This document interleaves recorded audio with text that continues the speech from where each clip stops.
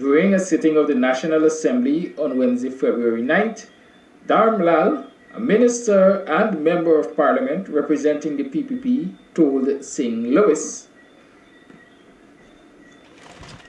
several citizens have since weighed in on the assault.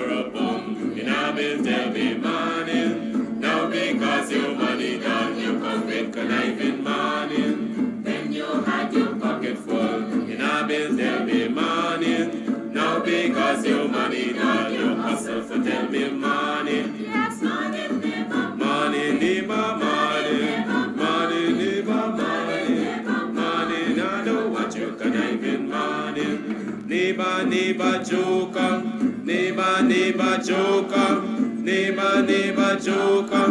That's all the money that me work for. A £2 note and a guild piece. A £2 note and a guild piece. A £2 note and a guild piece. This is all the money that me work for. Money, neighbor, money, neighbor, money. Money, I don't want you conniving money. Oh, Joseph.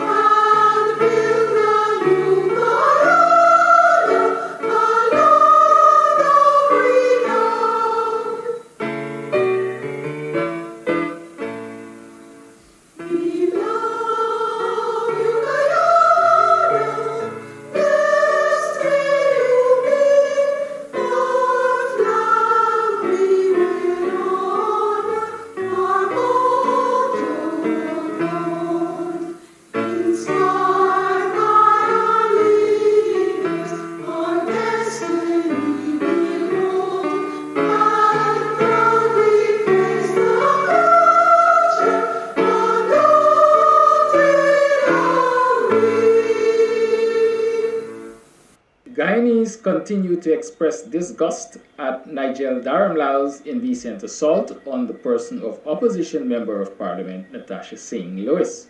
During a sitting of the National Assembly on Wednesday, February 9th, Dharamlal, a minister and member of parliament representing the PPP, told St. Louis, "You gotta get dildo, that's what you're looking for." Several citizens have since weighed in on the assault. Here are their views. Nigel Dharamlal lacks the mental fortitude and is unfit to sit in parliament. He is paid by the taxpayers, in case he forgot. How dare he insult the women of this country. As for Mansour Nadir, he is at his lowest point. I am offended by Mr. Dharamlal's statement as a lady. I am horrified and I demand an apology, no less. than from the president of this country. It is disgusting that men could stoop to this subterranean level to abuse women for no reason at all. Maybe he had nothing to say on the subject, so he had to attack ladies because he's not man enough. I am upset. I am almost ashamed to be a Guyanese. And that is the level of the Parliament. How embarrassing for everybody born in this country. It is a disgrace. I cannot believe that an installed minister of government and parliamentarian could be so disrespectful in the people's house to another female colleague in the opposition. And then he was not disciplined, but instead a motion was filed by the other minister to discipline the opposition parliamentarian that responded. What is happening in Parliament? This is so sad. A parliamentarian telling another female what they'll do? Oh my gosh. It is my opinion that after that minister told that woman she needed a dildo, or probably she will have a dildo, I can't remember the exact word. The leader of opposition should have stood up and demanded an apology at that moment. And if no apology was forthcoming, they should have stood up, the whole opposition, and walked out of Parliament.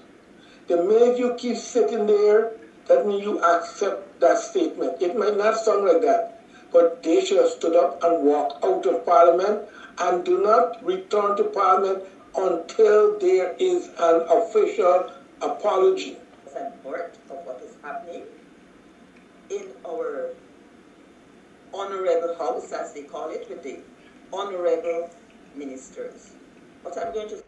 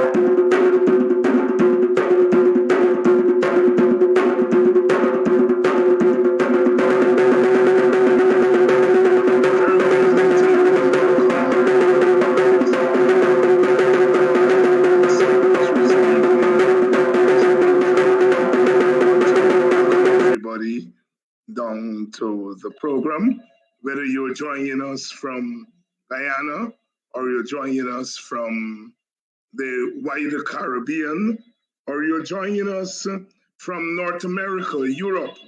Welcome down to Politics 101. Trust that you had a restful weekend and that you're ready to face the week. Of course, we are 2 days into the new week. Welcome to Politics 101. Lots to talk about today. Lots to talk about today since we left off last week. Of course, Mr. Sougate had broken when we left off last week, of course. Vice President Jack Dio and that famous interview with the journalist from Vice News in the United States, asking him pointedly whether he was in the business of taking bribes. And he gave his answer, and the rest is history. So we're going to be talking about Mr. Sougate. It's been called in some quarters, so we're going to be talking about that. The USAID, part of the United States State Department, they have come out with a report, an assessment of democracy in Guyana. And of course, what caught my eye with that report was that it described the election, the 2020 election, described by the USAID, part of the American government, describing our election as a contested election, of course, and recommending that in order for there to be equitable governance of Guyana's oil wealth, there should be power sharing between the two major political contestants. It argued that the parliament, Guyana's parliament, cannot be a place where you get any kind of unity between the two parties, any kind of consensus between the political contestants. It therefore argues for power sharing as a political solution to Guyana. We're going to be talking tonight about why that is important. We also learned, and this is old news, but it's still there pending, there's still not been any final solution to the problems of leadership within the People's National Congress. There was some movement, and then there was another stalling. We know that former Minister of Education, Nicolette Henry, resigned from Parliament. Then we heard that she hadn't turned in her resignation officially to the Speaker. And then we learned that she did, but that her resignation would not take effect until April or March or sometime. I can't remember what date it was. But that issue has not gone away. And as we speak here, there is the energy expo. Energy Expo. The Energy Expo that is being held currently. And the big news is that the opposition was not invited, and then the government says, yes, the opposition was invited, and so forth. But the story is that there is this big energy expo, and the opposition is not part of it. So those are some of the big issues in the news that we are going to be talking about this evening. We're going to get behind the news, as we call today's segment. We're going to have the experts in to get behind the news.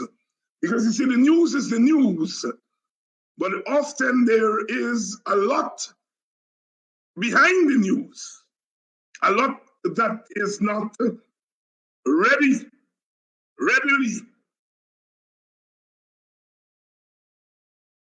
available sometimes. There is a lot that is not easily discernible by the naked eye. So what we're going to do here on Tuesdays is that we're going to get behind the news. Every Tuesday from now on, that's what we're going to do on Politics 101. So welcome to the program. Please share so that more people know that Politics 101 is on. Of course, it's the month of February. It's Black History Month, so we're going to have our fair share of Black History programming on politics. But tonight, we're going to bring in the experts to take us behind the news. Our guests tonight are regulars: Dr. Henry Jeffrey, political scientist and political commentator; Christopher Ram, chartered accountant, political commentator, leading member of Article 13, a new organization that is on the scene. I suppose the name of the organization hasn't really caught on yet, but the name comes from that article in our Constitution that talks about inclusive government. And it's one of the advocates of constitutional reform and rule of law. And later on, we're going to be joined by Adam Harris, a regular. He's going to be coming in a couple of minutes. Gentlemen, welcome to Politics 101.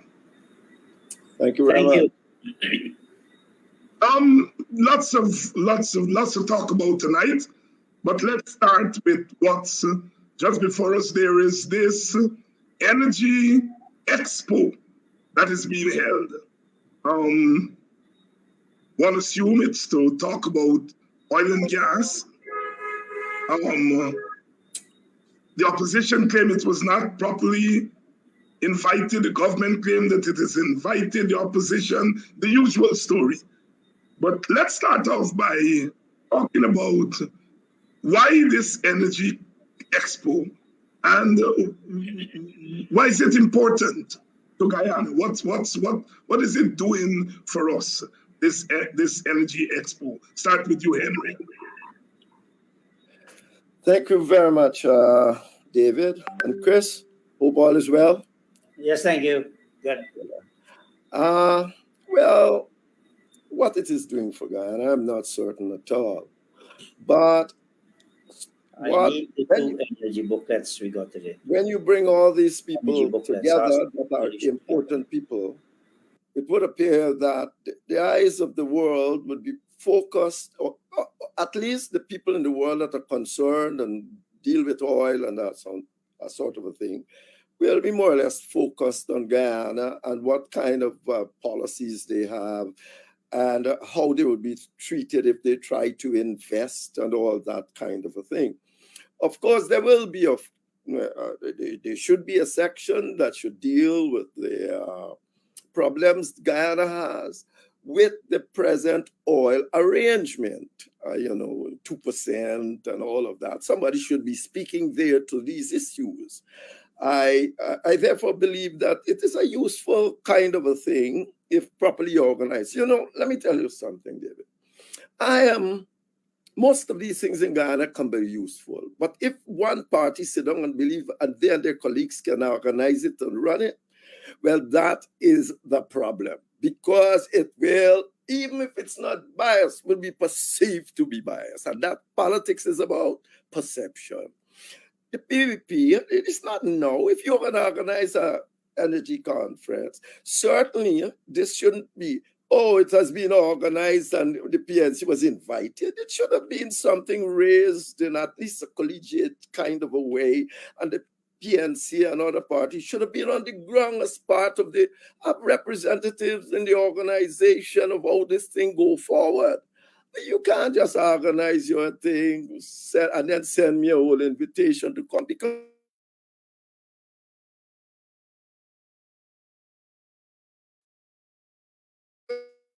it's set. So when people say people PNC should, we seem to be having some technical difficulty there. Go ahead. Yes, you're back on. We're not hearing you. There's some sound problems there. Sound? We're not hearing you.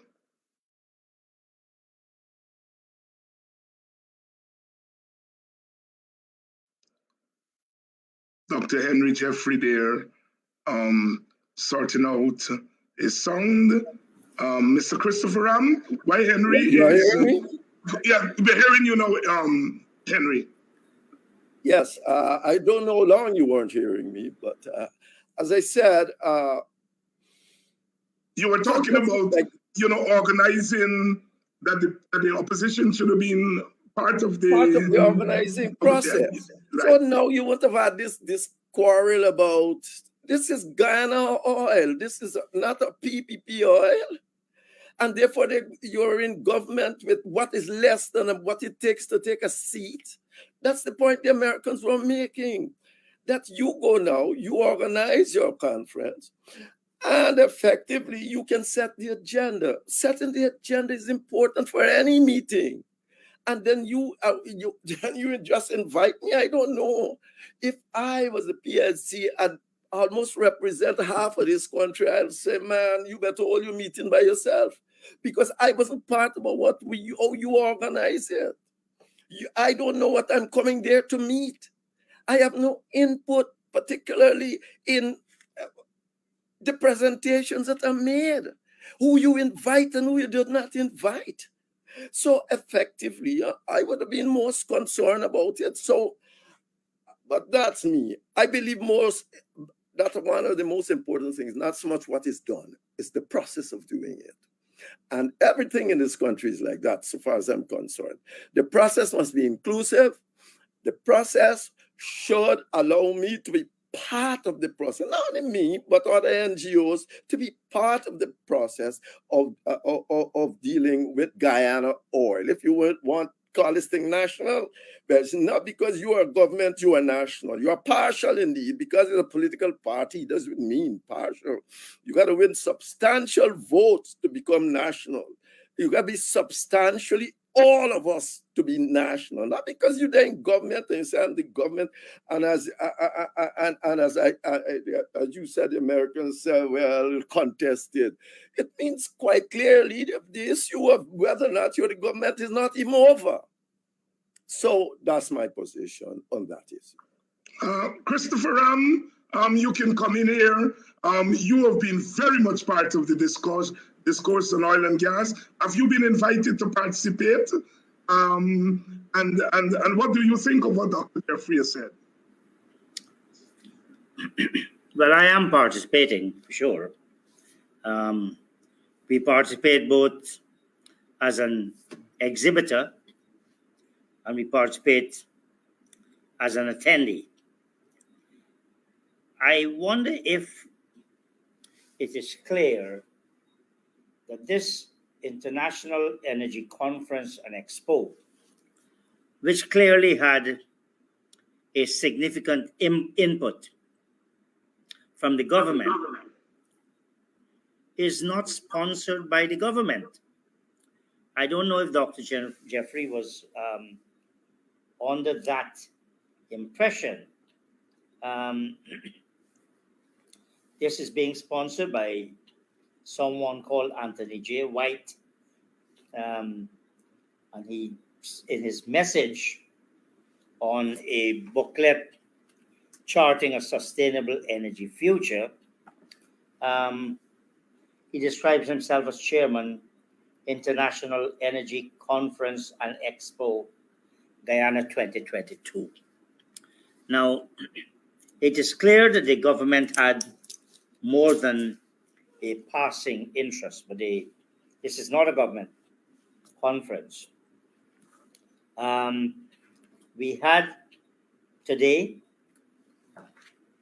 you had the heads, apart from our own president, you had the president of Ghana, you had the president of Suriname, and you have the Prime Minister, Mia Mockley, who made a brilliant speech, I guess as she always does, at the morning session. I'm extremely disappointed that the opposition party did not seem to think it was important enough. You know, it's all right to sit on the sidelines and come on television and complain and gripe. But I can tell you, I did see Mr. Roysdale Ford at the conference today. And I think he was there as a delegate. But I can only say I think so. I came away from the conference. It still is going on, but I'm not sure how much more I'll be participating, because unlike Henry, I have a different perspective. I don't only go there to listen, I go there to participate. Participate cannot mean listening. There was a session on local content. The moderator was actually three-quarter backing the audience. He was essentially talking to a Ministry of Natural Resources representative, one from, and three from subcontractors, the chairman of the Private Sector Commission. They didn't take a single question. And I was interested in asking questions because, for one thing, what were being held as historical facts were completely wrong. But so I'm not sure. I went up to the moderator later on, and the chairman of the session, Mr. Alex Graham, and I said, look, you know, if that's what it's going to be, I don't think I'm interested any longer. The other thing is this, and here I agree with Henry. This agenda, but you know, you got to be, you got to understand that it's whilst there was a lot of government participation. Vice President Jagdeo will be speaking twice. The president has spoken. The Minister of Natural Resources will be speaking. Lots of representation from subcontractors, and to some extent from contractors. I was also very disappointed in the contribution by Chairman Darren Woods, Chairman and CEO of ExxonMobil. Instead of making a feature address, I thought what he did, he made brief remarks. He was on to make a feature address. He made brief remarks. The sum total of what the government, the president, who I thought made a very useful speech, and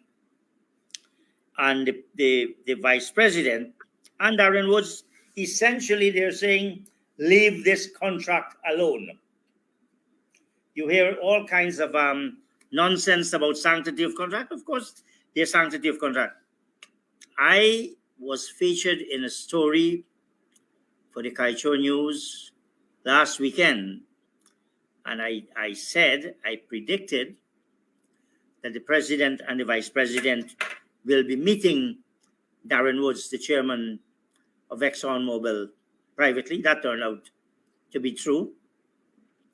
And I said that they should be talking about this contract, this lopsided contract. And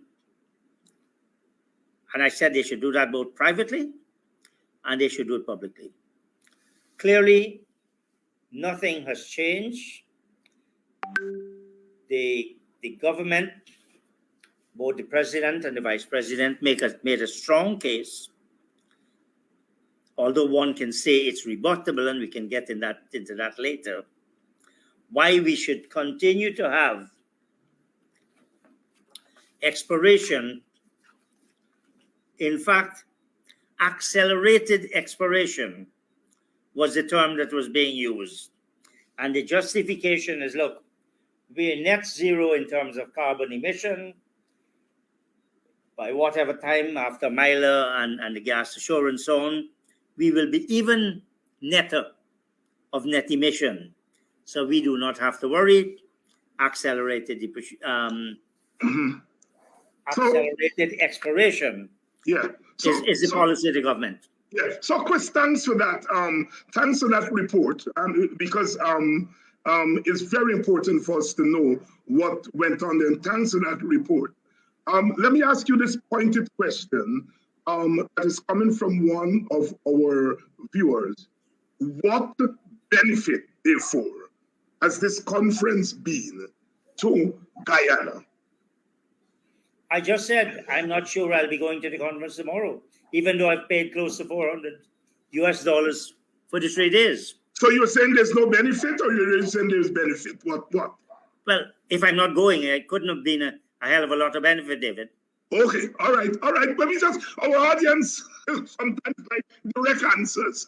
Let me bring you back in, because let me just say this to Chris, that when I read the papers, they said that Guyana Expo was involved in the helping to organize this conference. I always thought that Guyana Expo has something to do with the government. And as I don't know, I mean, you're saying they're not. But even if the Guyana Expo has nothing to do with the government, as you rightly said, the government was involved in this arrangement. It was there. And it's even for the government and the persons who are organizing to know that they're in opposition. You know what has happened here? Because of the way the government treats the opposition, a private company can come into Guyana and treat the opposition just like that. And that is the problem. They're allowing people to form a conference without saying to them when they're doing this conference, even if it was Guyana Expo or not, the government and it's a private sector. We are here, and therefore, if you're doing something like this with oil that is not only for 5 years, it's generational thing, don't you think you should be inviting the thing to be part of the process that we are involved in? That is the major problem here. I am saying to you, that's fine. People must go to the conference, and the issues you raise are, as I said, about 2% and all that kind of a thing, should be raised. And I have no doubt that you have always participated in every meeting you have gone to. You don't go to a meeting and sit down. No, when I said you got to listen, but you got to listen before you speak. And therefore, if there's something to speak, they should have given you have written over 41 articles or something. 96 or 96. 96 on oil. They should have given you something to say on oil on that day, instead of saying to you, well, maybe they should always ask a man such as yourself to pay. But the point is that they should give you access. they should give you access to make a presentation, and they can wash their hands of your presentation, because they would say there are views in Guyana that needs to be heard. And as a result of it, Mr. Ram has been expressing some of these for a very long time, and he should be given whatsoever. Now look where you are. You're telling me that the process has gone on, and you're not even going back. So maybe you shouldn't have gone in the first day, because all you went there to realize that's a waste of time. I am not saying it's a waste of time. All I'm saying to you, that process always means something to me. And if you have a process that leaves out half the people of this country, you are not in the right place. Dr. Henry Jeffrey, Christopher Ram here, talking about the energy conference that is going on. There seems to be a strong position here that all was not well. Dr. Jeffrey making the point that the opposition, which represents 47, 48, 49% of the votes, were not part of the process. Mr. Ram, of course, differed slightly there. He said he went, and as you heard it, he's not going back. Let's move to the next issue that I wanted to talk about. That is the USAID report. I've extracted two things from the report. The report said that the election 2020 election is a disputed election. I'm using the right term, a disputed election. They also went on to say that the parliament, this is my word, Dr. Jeffrey liked to use those words too. The parliament is a waste of time.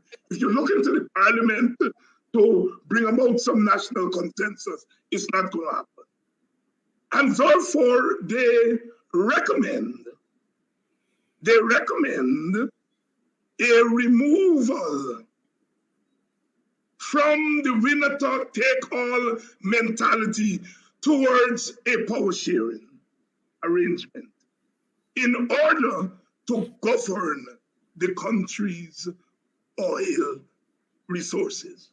Now it's coming from the Americans, and it is important because it's coming from the Americans, because of the role the Americans played in giving the impression that the elections of 2020 were not disputed. They were above board. Also, Henry and Chris, I would like to remind that the question of power sharing was raised during the 5 months as a settlement to the dispute, right? And some civil society organizations, many civil society actors, the PTT said no. The elections is not a disputed election. There is a winner. Now the Americans are saying it was a disputed election. And furthermore, one party can't manage this country. We need to have both parties. Gentlemen, what is the significance of that report? Henry Jeffrey, let's start with you. Yeah, but you should start with Chris, because you know for 10 years I'm saying precisely those words the American wrote, and he knows that too. 10 years, almost 20% of the articles I wrote, it was on this, that this going nowhere until you shared power. So maybe you should start with Chris, and because I love to hear, because all you are saying, well, the American says, why is that? Yeah, right. Chris, what's the significance Henry, have you taken over the program? But I give him permission for this segment. Not at all. I'm just saying, because I like to hear from you, because everybody know my position. Everybody should. During the election, I stood up. I spent my own money, $1 million. I'm a poor man. I went on the television. No poor man has $1 million to spend. I said, please, as part of the party I was in, I said that this thing needs shared governance. It's going to go nowhere. I said that. And, well, So you are, I mean, you shouldn't even be asking me that kind of question. I know it's for the audience. I know it's for the audience. But even so, I mean, I can't be asked that. Yeah, and I just want to go on record to say I get kicked out of the Kaicho News to say that. Anyhow, Mr. Christopher Rotten. Yes. Yes. What's the significance of this report from your standpoint? I think what the American thinks or says is significance. The problem, David, and your party was in government for 5 years. It needs to say what it did on power sharing. This has been the constant refrain, and nobody wants to take the bull by the horn, first of all, to decide, are we talking of sharing ministries? Are we talking of inclusivity in the Article 13 type of thing? Are we talking of more power to local government and less control of local government by central government? Are we talking of ridding ourselves of, as the report says, the winner-take-all mentality? Are we talking of maybe in some things like the budget? Yeah, that but you say, Chris, all right, go ahead. But I just want, I know what you're saying is important, but let's confine ourselves to the U.S. report. It is clear that the U.S. is talking about executive power sharing. It is very clear that's what they're talking about. So let's confine it to that for the moment. All right. Yeah. They themselves did not define power. I haven't seen the whole report. Have you? Yes, I have. You should have shared it with us if you knew you were going to bring it as a substantive issue. I have not seen it. And therefore, I am not competent to discuss it in a definitive way. What I'm seeing in the press... What do you think of the report saying that the election was disputed? Well, no, it's a matter of fact that the elections have been disputed. There's an election petition. It's not whether I think or not think. That's a fact. That's what an election petition means. The disputed election itself has affected governance since the election.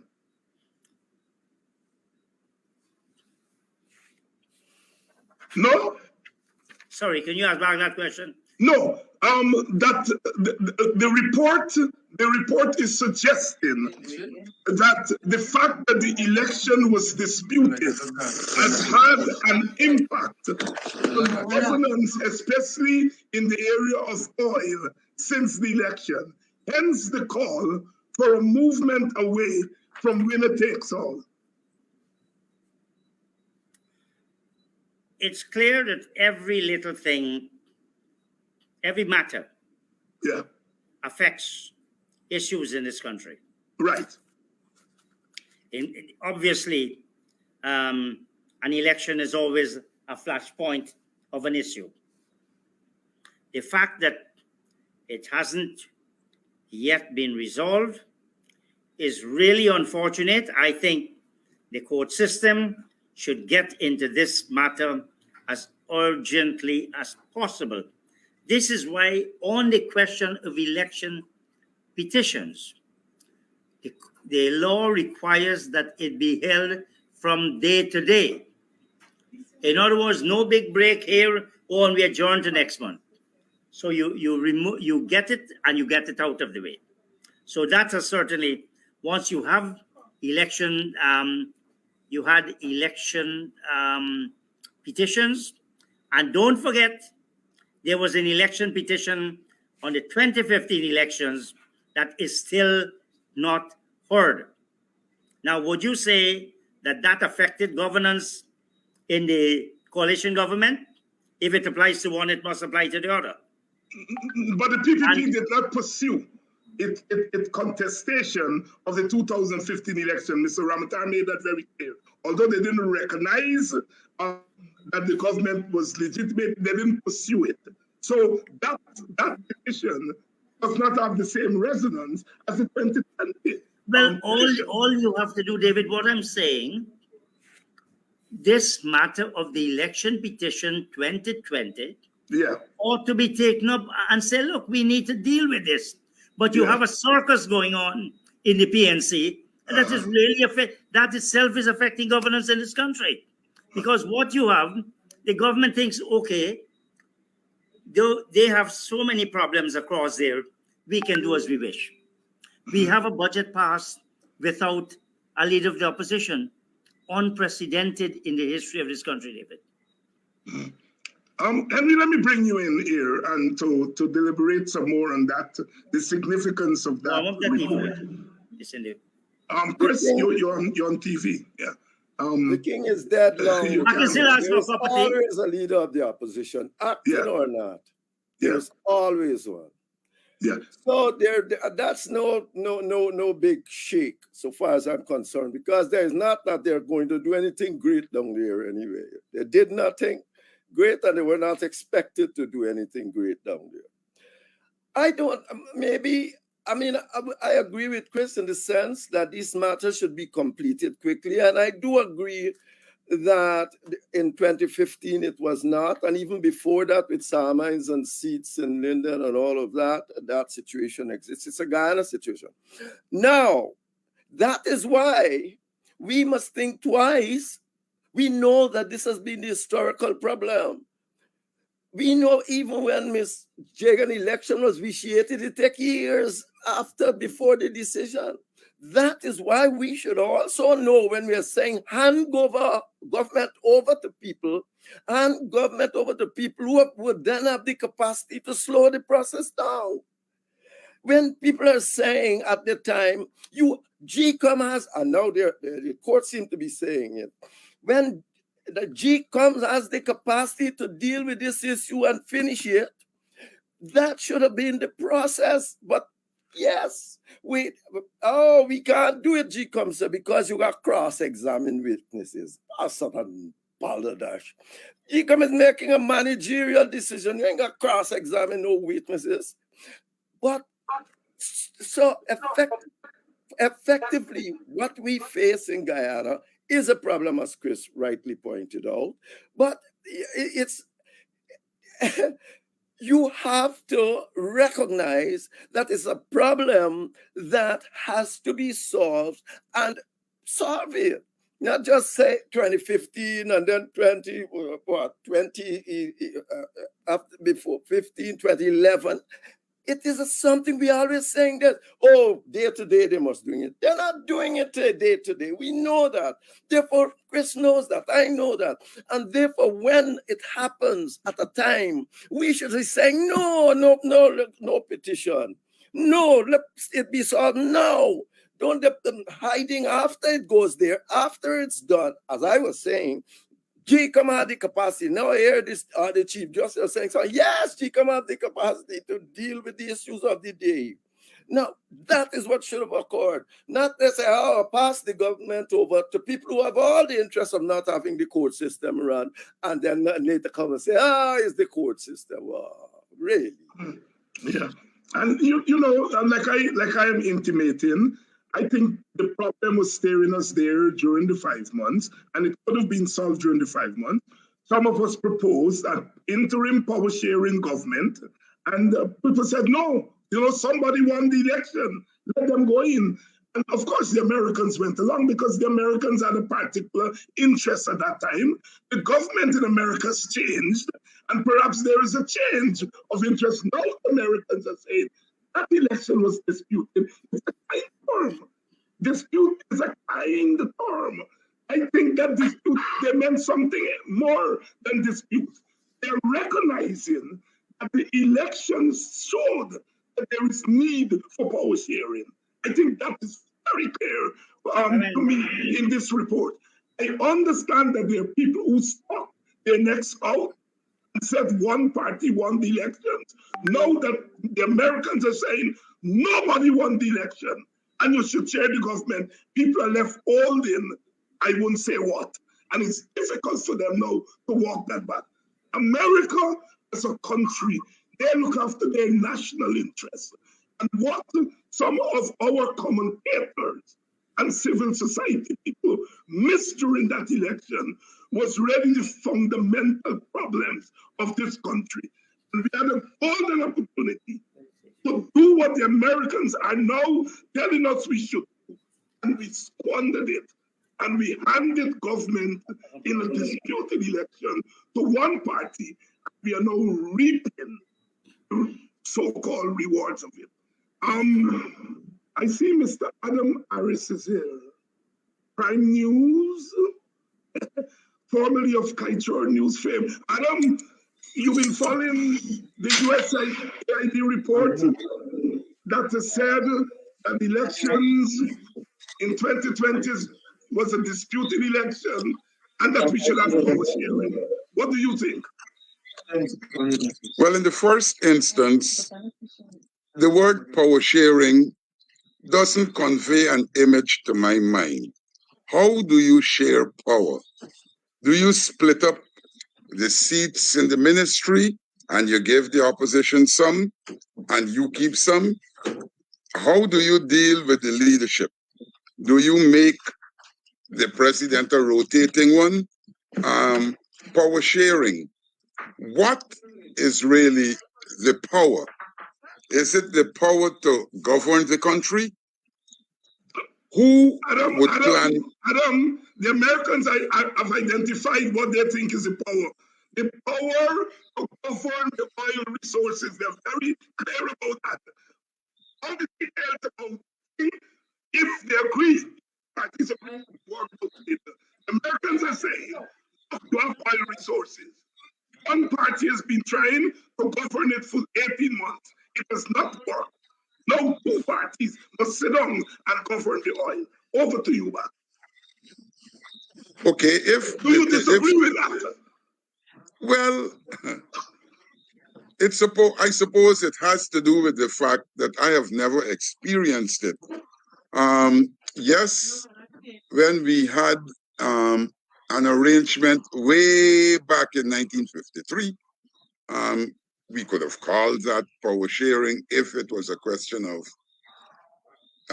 sharing the whole party issue and but the colonial. To share, we were colonies, so we didn't have power then to share. All right. Well, in this case, we have the power of oil now. So we know what power is now. If we didn't know what it was before, we know what it is now. The Americans are saying one party cannot control it. In that case, there is a system to create organizations like the one that they're putting up for the Natural Resources Fund and all of that. If the power sharing is along those lines, where the parties are going to have an equal say in the organizations or the body that they put up, I'll agree with that. Unlike the situation now, where the president has the ultimate and perhaps the only say in creating this body to govern the Natural Resources Fund. If power sharing has to do with electing the judges, electing or appointing the commissions, yes, that is what should happen. It shouldn't create any problems. We have the odd number syndrome where the government would have the majority on these commissions. Is that really sharing power when it comes down to the vote and the person with the biggest majority wins? Is that power sharing? That's why I said I don't understand the issue of power sharing. We must be specific. Let us go down the middle on the resources, for example, the Natural Resources Fund and whatever. Let us go down the middle on appointing the commissions. Let us go down the middle in determining national issues.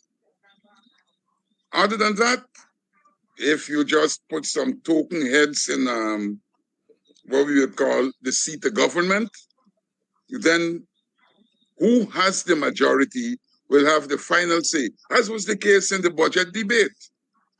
The government had the majority, so regardless of what the opposition said, the government had the final say. That wouldn't be power sharing in my mind. Yes, you had a say, you can say what you like.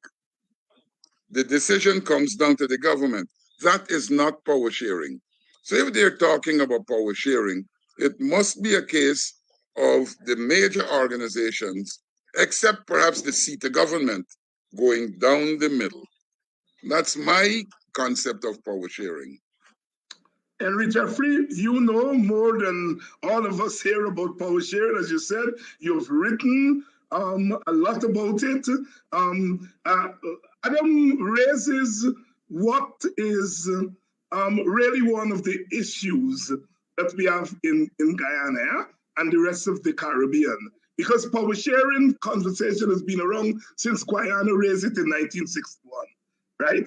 60 years. But it seems as though we are so wedded to the Westminster winner-take-all thing that sometimes it's difficult to wrap our minds around. I remember Desmond Hoyt, who had to be brought around to power sharing, but eventually got around there, really had a real conceptual problem in wrapping his head around power sharing. Speak to that for us. Yeah, I don't know how to start. First of all, the type of power sharing that Guyana was speaking to was offered to the PPP during the independence discourse. The question was sharing executive power. There is no other power to share. The executive must share. It's not setting up a committee and then the executive who controls the ruling party go to parliament and do what they like. It's executive authority we are talking about. Ministers of government, cabinet position. You have a power sharing cabinet in other words. When you go to cabinet, it's not just PPP, or maybe even PPP and PNC, but others. And what comes out of there, as in so many other places, is consensus. It's a consensual thing. If you had the PNC at the budget in the cabinet, that budget would never have come out like that. Never. And even if it had come out like that, the result is you would have got a national consensus because they would have had to go and explain to the people why it's like that. The PPP got no capacity to explain to the PNC supporters and convince them that budget is a proper budget.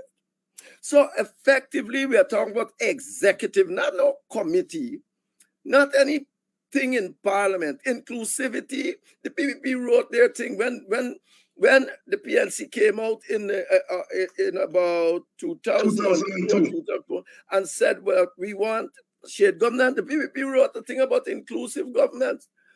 Indeed, they will claim that all those committees you got in parliament now, Committee for Women, Amerindians, and all of that, they will say that's inclusive governance, but it is rooted in the winner-takes-all philosophy. The majority wins the day at the end. So when you are talking about power sharing, you're talking about power sharing where the power is. The power is in the government. And furthermore, anywhere the Americans have been involved in this, don't worry, let's forget the independence. When they have to go to Northern Ireland, they shared the executive. The Catholics and the Protestants had to share the executive equally so that one man can't move without the other. And today, when Boris Johnson is trying to mess around with that thing by his Brexit, the European community and the Irish people see that as one of the fundamental things, the Good Friday Agreement. You don't have that sort of thing. You have power sharing in Switzerland, where you have a rotating president who are ministers, but they rotate every year. One time a year, 5 people, one time a year. And so effectively, what you have is a presidency and not a president that walks around strutting himself and doing all manner of things. You have a presidency of the the three largest party. The two got two each, and the third one's got one. And Switzerland is considered one of the best countries running the world. But as David rightly says, this is not our tradition. We have not come from this. And all we can think is majority rule. If majority rule was the end all and do all of democracy, America would not be a democracy. There would have never even been a federation, because Rhode Island has 1 million people. California got 40 million people, and both of them got 2 senators. Amount. Today, when we look at it, the years have passed, we tend to say that things should change and all of that. But go tell up to Rhode Island in any sensible way. So you have to think about what you're doing. Democracy is about constitutionalism, and the Constitution should be reformed periodically so that it corresponds to a consensus of substantially all of us. Not all, but substantially all. Over 80% must agree with this Constitution before you go with it. 80% don't have a situation here for any majority one-party rule. Essentially, when the party in power, not only the election is disputed, but the point is that they are in power by less than even what it takes to bring a seat. So that's what I mean. I'm not going to no committee. Committee is second level power and all that thing. I'm talking about shared governance. If you want to stop this nonsense in Guyana, shared governance is what it has to be. As I said, I've been saying it for 10 years. Every word America wrote in that thing, I've written and said before. Yes, and I want to endorse that sentiment. I want to make 2 quick observations. What is little known is that during the time of the making of the American Constitution, there were 2 proposals: the New Jersey plan and the other plan from the big states. And the New Jersey plan, which represented the view of the small states, they were calling for what they call a collective presidency. They didn't want a one-person presidency. But of course, that was voted on. The second thing I want is to answer Mr. Ram and somebody else, other people in the audience. The coalition campaigned on shared governance, power sharing, and when it got into power, it didn't lift a finger. And I want to share that criticism. I want to say without fear of contradiction that my party, the Working People's Alliance, is the party that fought the hardest to get power sharing onto the coalition's platform. And when the coalition got into office, it did not lift a finger. I want to say that I, as an individual, wrote about 5 articles. They're there after be Isabel the Carries now, criticizing and condemning the coalition for not pushing for power sharing. What should also be remembered, however, is that when the coalition came to power, Mr. Granger, I remember well, said, I am holding out the olive branch to the PPP for power sharing. The PPP said, we are not interested. So we have to make the criticism that in spite of that, the government should have pushed harder. They nominated Nagamutu, and the PPP used that as an excuse to say we are not engaged in the process. My view is that the coalition should have pulled back Nagamutu and nominate somebody else and let the PPP reject it, but they didn't. And in that regard, they have to bear full responsibility for not pushing harder for power sharing, which they promised the electorate. I just wanted to lay that out there so that people don't say, I'm calling for power sharing because the coalition lose. I come from a party that been calling for power sharing from its inception in 1974 as a pressure group. And our elder U.C. Kwayan was the first Guyanese politician to call for power sharing as far back as 1961, when he called for a joint premiership between Dr. Jordan and Mr. Burnham. And as Henry would say, I have a whole book on power sharing. The lesson. Let's move on. Let's move on. Mr. Sue has become now part of everyday language. Adam, you came in late, and I think you were an old school teacher. The students come in late, they got catch up. Got to. Tell us about what is the significance of this development now with this. Well, the first thing I want to say is that the government moved to nullify the comments and accuse the reporter, Isabel Young, of, they called it what? Some special interest. Yeah, you know. Now, I wanted to say two things. One, the reporter is highly qualified. That reporter, according to the records, won 2 Emmys. And those who are familiar with those awards know that they're top-class awards. That reporter, in a magazine named Women's Daily, I think it was, or something of the sort, had that reporter as one of the 50 influential women in the world. So this wasn't a fly-by-night reporter. This reporter went on the ground in Syria. She went to China, was accosted by the Chinese government, had to delete footage and all kind of things. So she's been there. To come and ask Mr. Jagdeo a specific question, and that's why I laughed. He, you know, in Guyana, we got the tradition of saying, well, I don't have to disclose my source. But this reporter disclosed her source and took Mr. Jagdeo completely by surprise.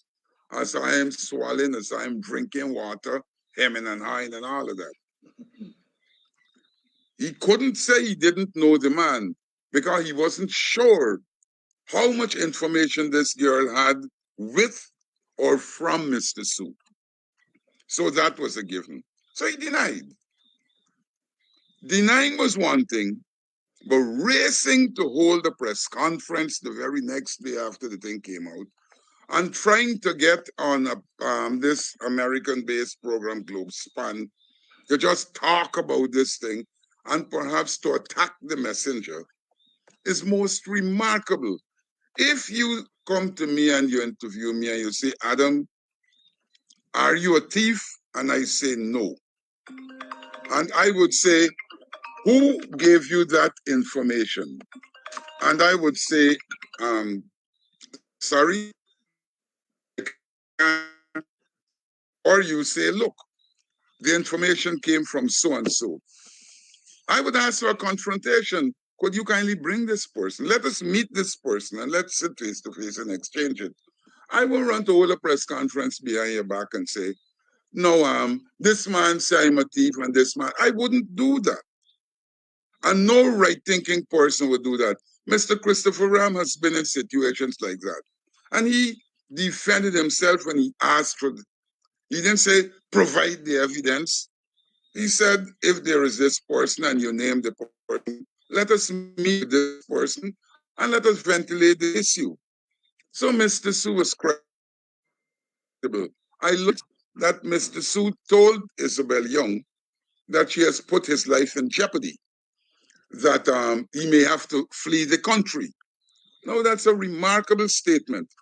The beauty is that Vice News hasn't released its edited version of the program.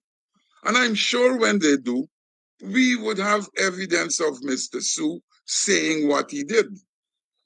That is where it would be interesting Because like how 60 Minutes do it, you put one, you have the other. It would have been nice to have Mr. Sue and Mr. Jagdeo sitting side by side, and one trying to refute the other. I don't believe Mr. Sue is a madman to accuse an individual of something when that isn't true. Knowing that this man is his neighbor, knowing that this man can confront him at any time and all of that, I don't think he's a madman. And then the AFC made an interesting point about the revocation of the contract for the, I think it's the Harbor Bridge. Now, if the Harbor Bridge contract was awarded by the tender board and accepted by all, why after then you're going to pull it and tell me, well, the price is too high? You had to see the price of the tender board. So something went wrong after the Sue revelation. Some revelation. Christopher you've been mighty quiet recently. No, we're not hearing you, Chris. Yeah, go on. What's your takeaway from this whole Mr. Sue development? All right, I'm going to answer that, and then I'm going to go back to that statement you made about the Americans, because I think you're misquoting the report. Okay, all right.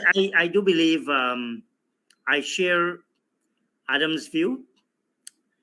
I thought what Mr. Jagdeo was trying to do was jump ahead of final version, edited and possibly with the interview by Mr. Sue and perhaps anyone else coming out. And so Mr. Jagdeo thought, well, look, the better thing to do is for me to take a jump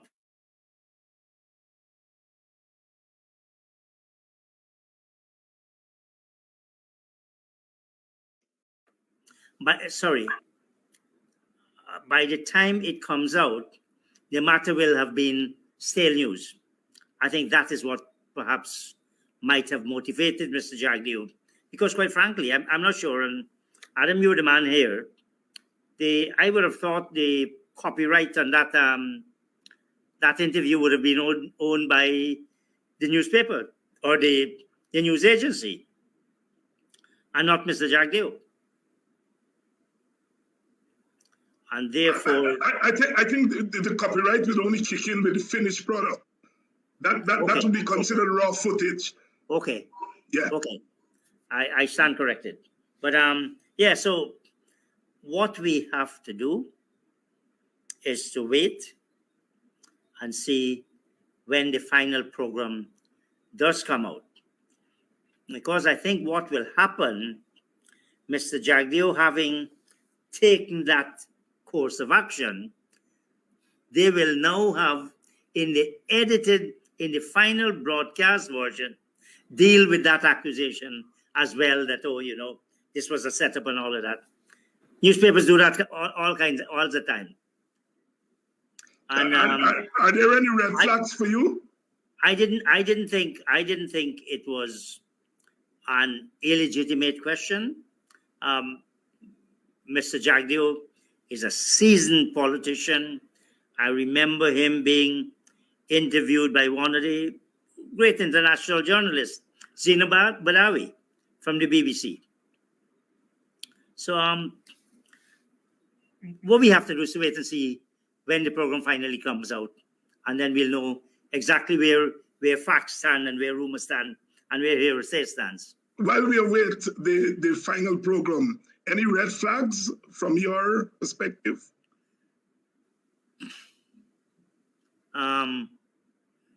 No, I would not want to make any accusation, even indirect.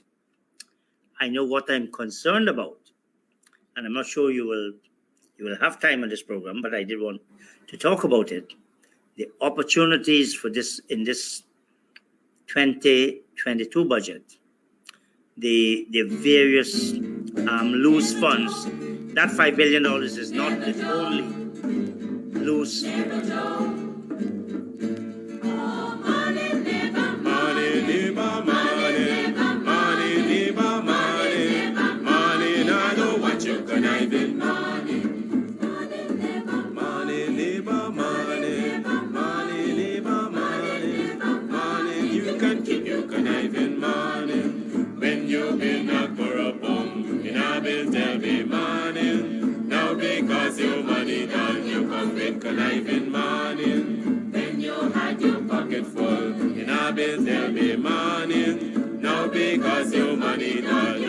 yourself and tell me morning. Yes, morning neighbor. Morning neighbor, morning.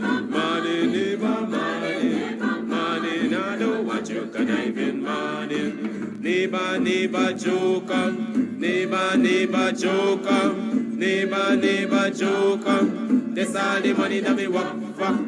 A 2 pound note and a guilder piece. A 2 pound note and a guilder piece. A 2 pound note and a guilder piece. This all the money that me work for. I said money neighbor, money neighbor, money, money neighbor, money, money. I know what you can have in money. Oh Joseph, for me. Oh Joseph, for me. Oh Chris Ram, for me. Morning neighbor, morning.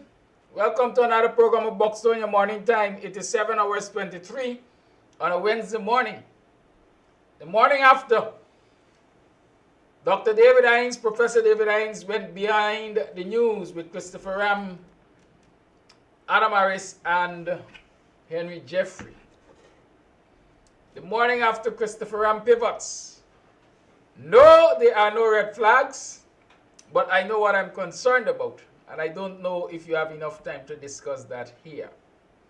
Yeah, those of us in journalism understand that when faced with difficult questions, people often pivot.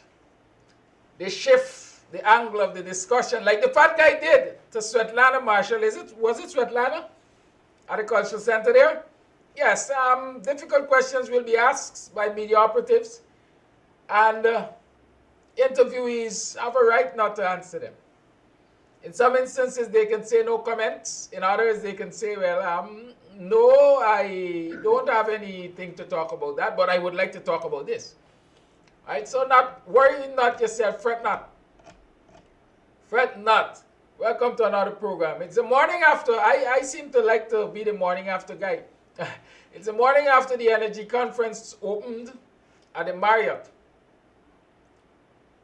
A conference that has poked more insults and laughter at the Guyanese citizenry. And even those who have come from further afield to attend.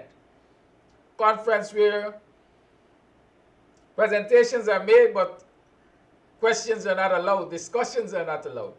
It is, hey, you pay your money, come sit here, listen to what I have to say, you can go away and make whatever you want of it. There's no opportunity for clarification. Right?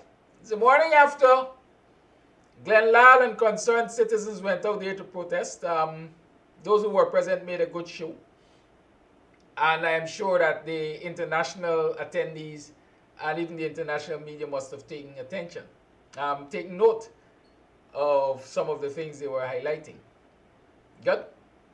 Today is day 2 of that energy conference. I encourage all those of you who can find the time and the energy to go there to go and add your numbers, because like I usually argue, numbers matter. Right? Numbers matter. And we don't necessarily have to wait on leaders to lead the way. We as citizens can take up the charge. And as we take up the charge, our leaders might very well have a choice to make. Join them and show where we stand, or let them assume where we stand and leave us by the wayside eventually. Good morning again. It is 7:26 hours. I have no intentions of standing between you and the Honorable Doctor for much longer. Right? I've made him wait for quite a while. Not that I wanted to, but the discussion behind the news was important enough to be allowed up to a certain point. And so here we are. Dr. Hinds, good morning. Good morning. Welcome to another program. Thank you. I explained to your viewers yesterday, or our viewers yesterday, that you were unable to come yesterday because of your teaching schedule and the fact we might be changing your appearances from Tuesdays to Wednesday. Yes, Wednesday is a little bit more convenient. As you know, I'm 3 hours behind. Where I am now is 3 hours behind Guyana, so it's in what they call 4-day morning here, And after that, I have a full day on Tuesdays. Wednesdays are light today, so I can manage the 4-day morning better on Wednesdays. Getting old now, you know. And in case I don't say it enough, let me say thank you for the sacrifices you make. Because thanks. I can tell you losing sleep is a big sacrifice. Yeah. Let me take a short break here to inform you and share condolences. I am informed that the mother of former Minister of Finance Winston Jordan died last night sometime. She was 82 years old.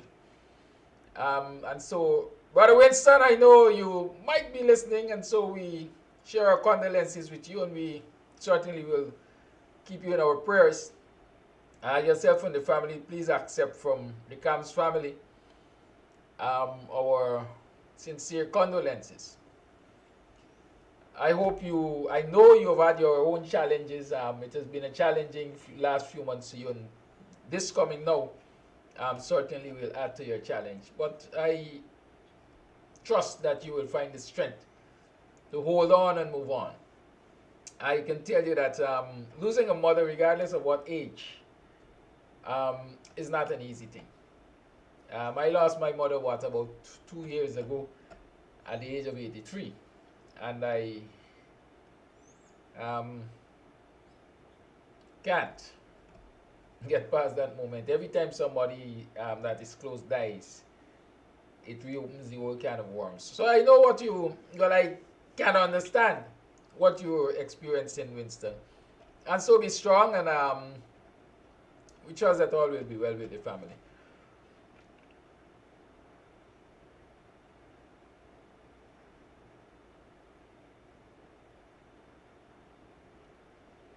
All right, so here we are.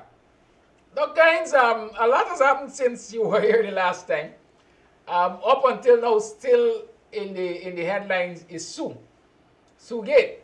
Last time we were asking who the hell is Sue, and the frontal approach of this issue taken to this issue by the vice president, former president and vice president, and even the current installed president, the fat guy, trying to discredit the reporter, saying that she has special interests, etc., etc. Over the weekend, and I've come across a lot of different bits and pieces of people piecing the news together and so on, and many are arguing that Sue has been around long. He has investments all around the world, and he is, let me say allegedly, Jack Doe's middleman, using Jack Doe's money or ill-gotten funds to legitimize it through investments around the world. That issue is not going anywhere right now. What is your most recent hearings on these issues, and where are you at on this Sue Gate matter? Thanks. Let me join in also sending my condolences out to Brother Winston and the passing of his mother. We're all at that age now, and I suppose Winston and I are about the same age. My mother just turned 82.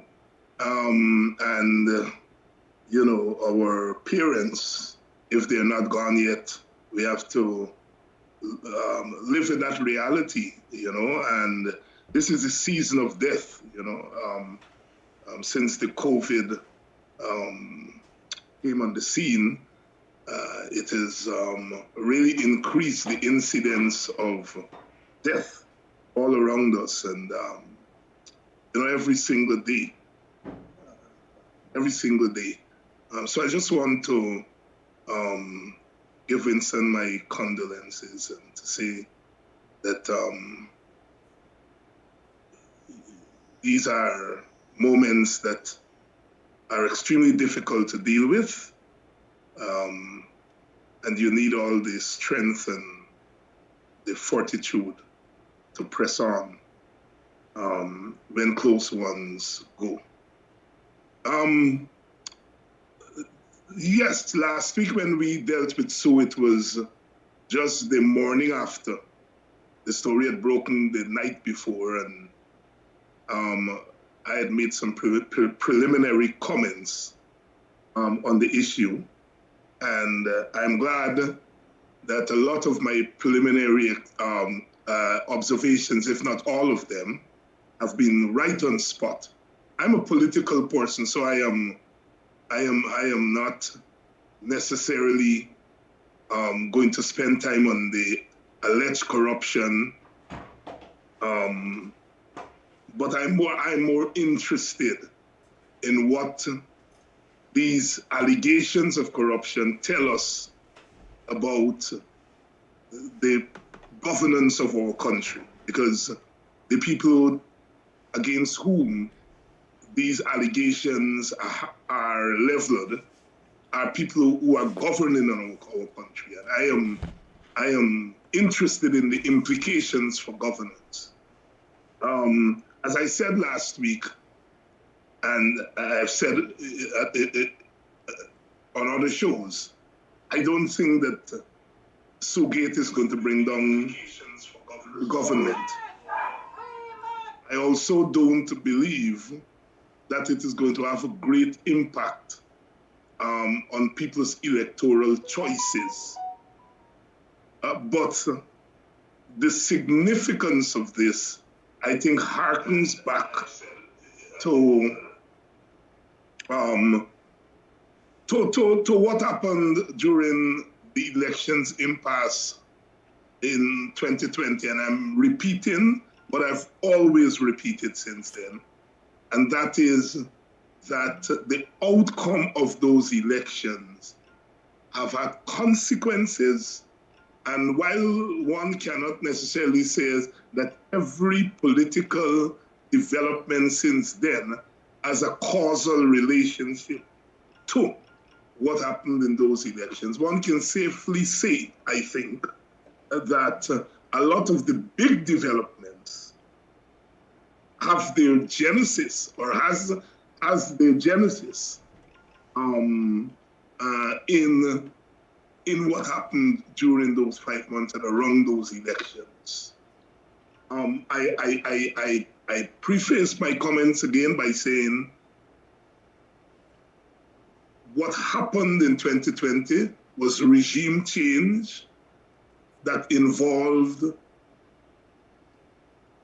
local forces in conjunction with regional and international forces. And that the regime change had to do with a perception among those who wanted the change in a particular direction, that it was in their best interest to have one party in power as opposed to the other party. And there are myriad reasons I think one can offer why that choice was made. But having made that choice, I suppose one has to live with the consequences.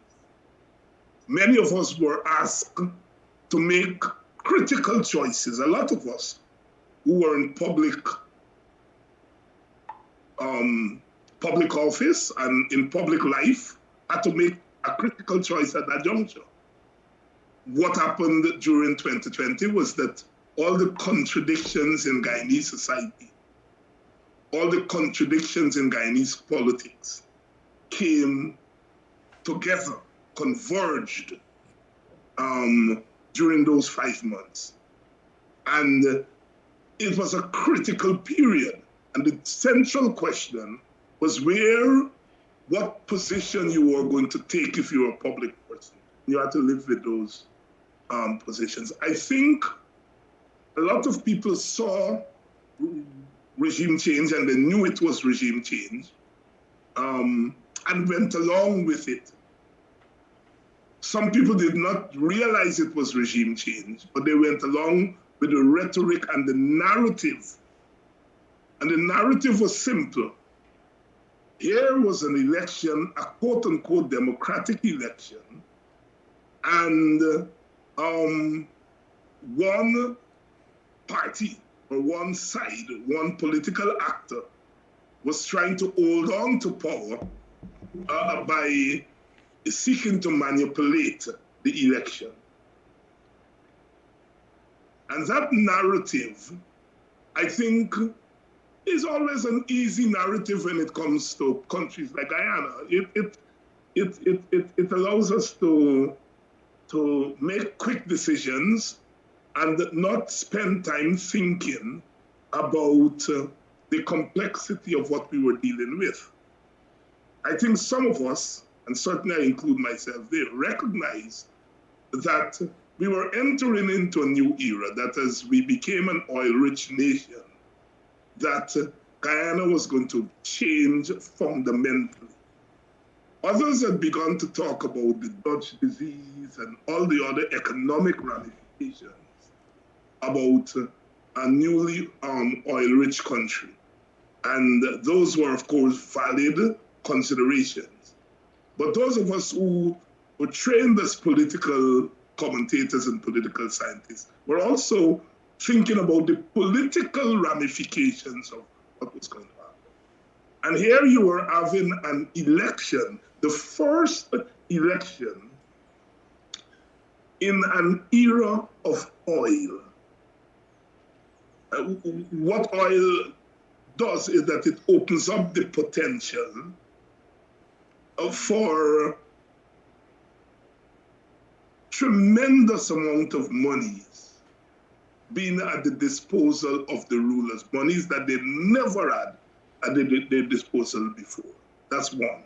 Two, what it meant is that given our geographical location, the finding of that amount of oil simply brought us squarely into the sphere of geopolitics. We are sitting geographically next door to Venezuela, which is the hotspot, not just for hotspot for regime change because of the oil reserves in Venezuela and the fact that the Venezuelan rulers were trying to take the country in a direction that was not comfortable to the big brother in the north. And here is it, Guyana is now finding oil. Trinidad is around the corner with a lot of gas, natural gas reserves, and one of the, if not the highest exporter of natural gas to the big brother in the north. So the big brother in the north has to have an interest, oil in Guyana, oil in Venezuela, oil in Trinidad, oil in Suriname, right? And so we are, with one fell swoop, in the middle of geopolitics. And geopolitics is not just about the United States to the north, it is also about the other superpowers, China, it's about Russia, and so therefore, we have become the change environment without us really knowing. I mean, when you're a small society,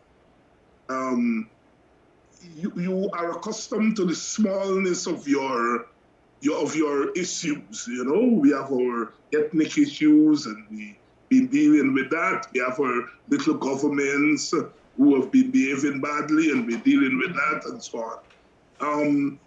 We are not always very quick to understand the linkage between what we deal with internally and what is happening in the world around us. In fact, I think one of the weaknesses of Guyanese politics is that we often are not aware of the world around us. We're not even aware of the Caribbean around us. I mean, you ask the average Guyanese, what's happening in St. Kitts?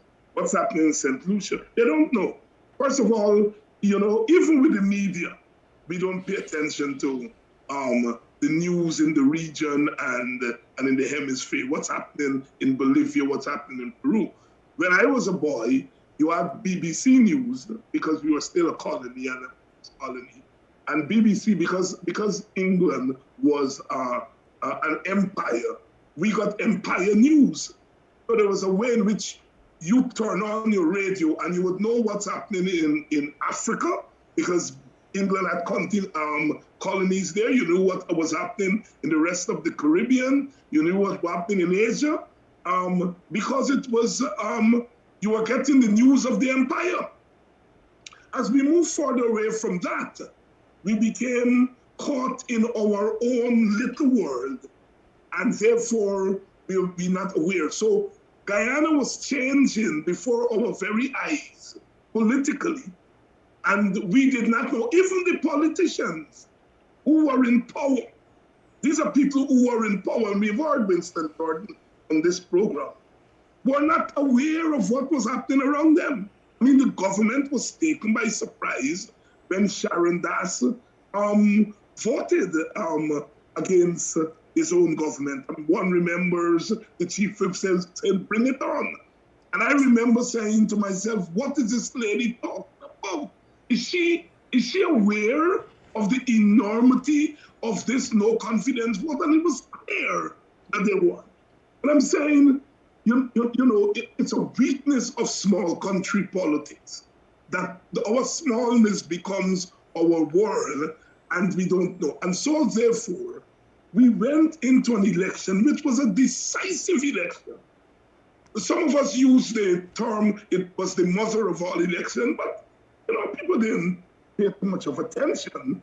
They heard the term, but they didn't pay too much of attention to the enormity of the situation that faced us geopolitically. Now, when you add the geopolitics to our own internal politics, our ethnic problem, it has been so ingrained historically, it meant that the situation had moved to another level and we didn't understand it.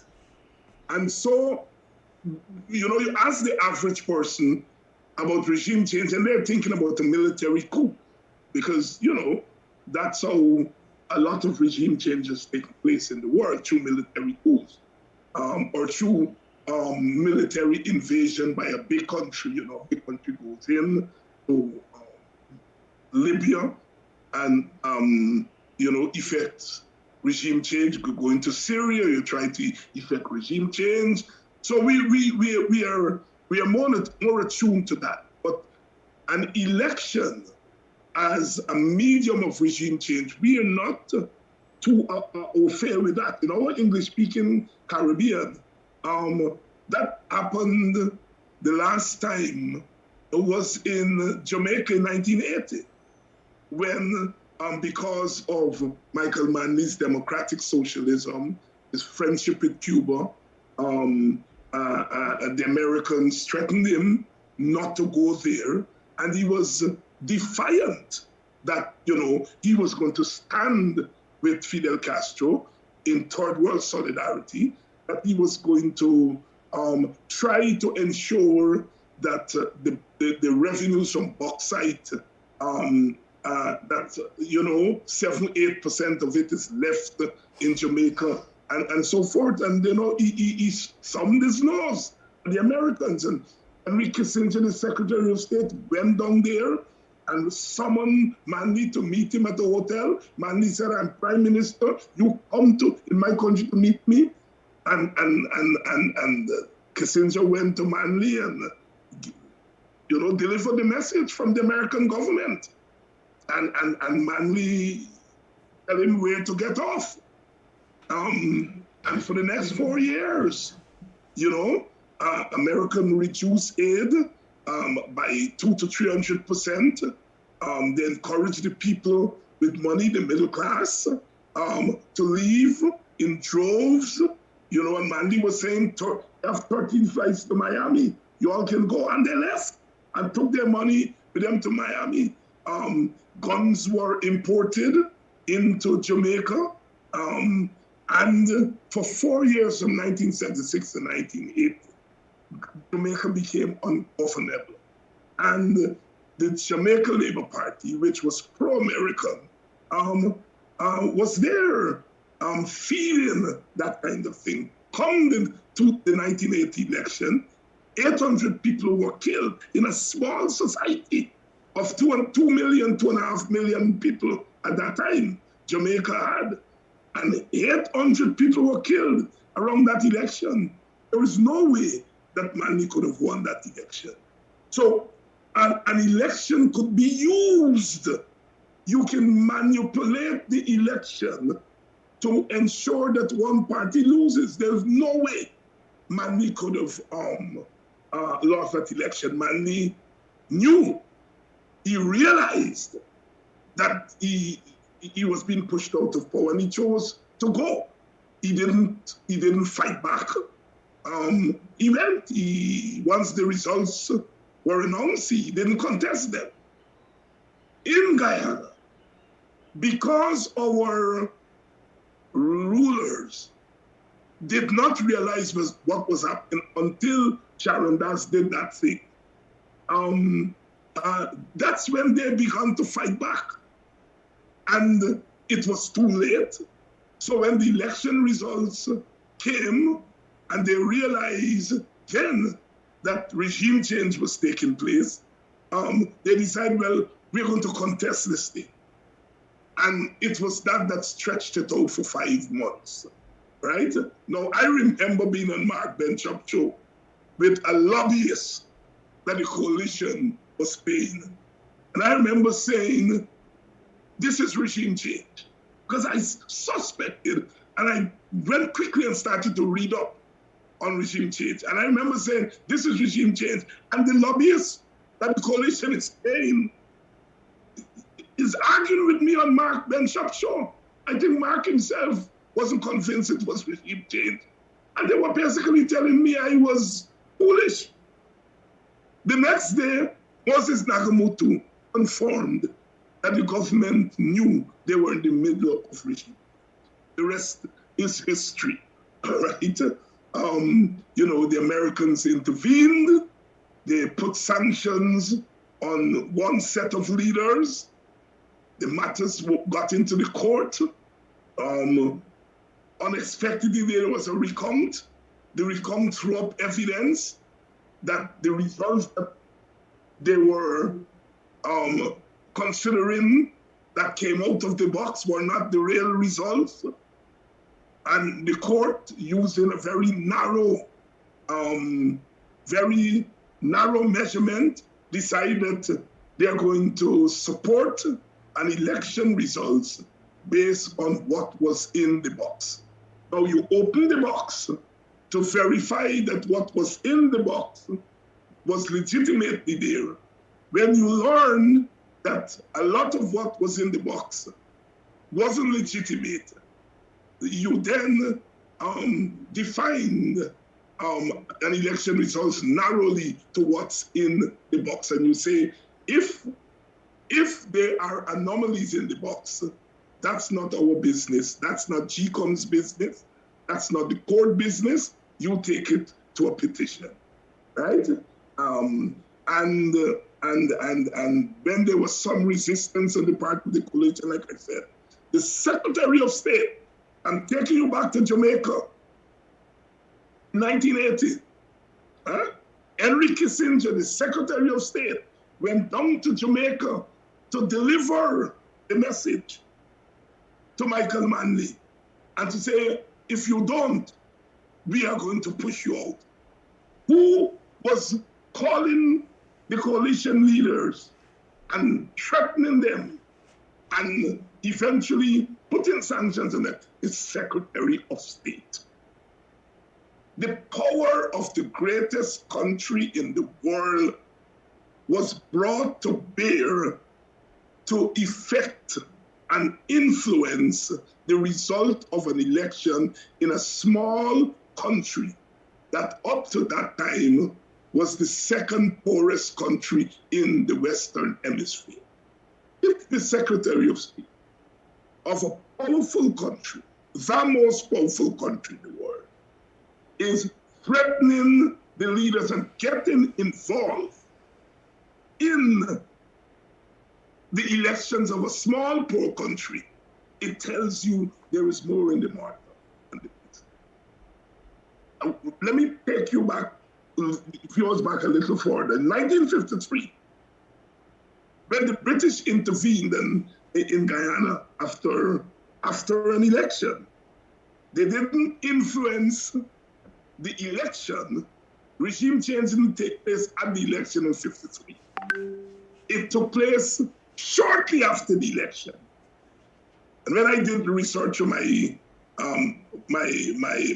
doctoral dissertation and went into the US archives, I found the papers, I have them up to this day, where there was a message from the US Secretary of State to his counterpart in England, urging them to take action in Guyana because of the fear that Guyana was going to become a communist country, communist beachhead, as they use it.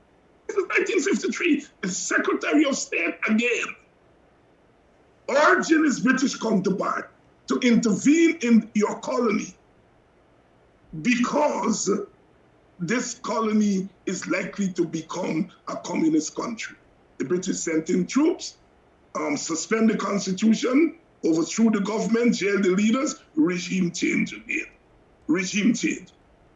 So, given all of that to say that if you don't pay attention to the world around you, you end up being in the position that we were in 2020. So, regime change, the Secretary of State, Mr. Pompeo,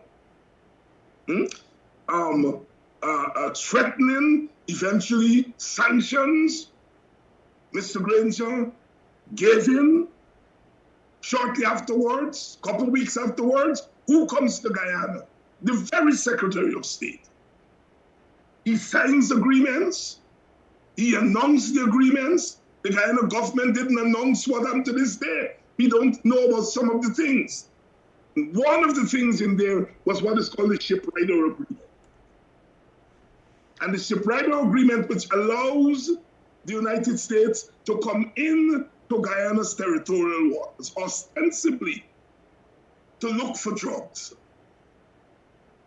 When that Shipwrighter Agreement was signed in the 1990s with the other Caribbean countries, Guyana was not part of it because geopolitically, we were not out there in the Caribbean Sea and so on, but we were out of it. But now we are part of the Shipwriters Agreement, which gives the US the power to come into our territory. We do not know, we the ordinary citizens, do not know whether we have foreign troops on our soil or not. The suspicion is that we do, right? Exxon, which is an American company, is never going to be so involved in a country economically, the investment that we made in Guyana, without the support of the American state. The way the American system works, the military-industrial complex, as Dwight Eisenhower, a Republican president, as he was leaving office in 1960, he warned the American people about the military-industrial complex. And what's a military-industrial complex? Is the way in which the economics of America is supported by its military. That the role of the military and the role of the government, the state in America, is to support its companies abroad. And so once Exxon comes to Guyana, the American military and the American state is going to ensure that that investment by Exxon is protected. And among other things is that you have to have the kind of government in place that is going to protect interests of Exxon and other big companies. That's how the military-industrial complex operates. We in Little Guyana had no idea. We thought, well, you know, the PNC and PPP, APNU and PPP, fighting all this election. We had little idea of what else was riding on it. And suddenly the OS gets involved, the Commonwealth gets involved, CARICOM gets involved, USAID got involved, and the old world is coming down on Guyana. The old world is coming, and we did not have an idea of the enormity of what we were dealing with. And so finally, when Mr. Granger decided it was too much, and he threw in the towel, the government was quickly installed within minutes, within hours. Our finale was sworn in, installed, and as we say, the rest is history. But the rest of what has happened since then must be seen within the context of what happened within those 5 years. There were critical decisions that were made there. And I think the coalition, because it did not understand the enormity of what it was in, it probably made some fatal errors. And one fatal error was not to demand, as the sitting government, I think Hamilton Green had a sense of what was happening, and he made a statement which, of course, was used against him. But if the coalition government had a sense of what was happening, it would have gone to the table. That is, if the advice that I would have given is to, okay, you now realize this thing is being taken away from you, right? It's not about whether you lost the election or won the election. Don't even worry that argument anymore. Because whether you win the election or lose the election, you're going to be thrown out of office, right? So this is not about whether you win or lose the election. Winning and losing the election is really just a mask for throwing you out. This is no longer about whether you won or lose. Tell your supporters that the election has become more than an election. It has become regime. And given what is at stake,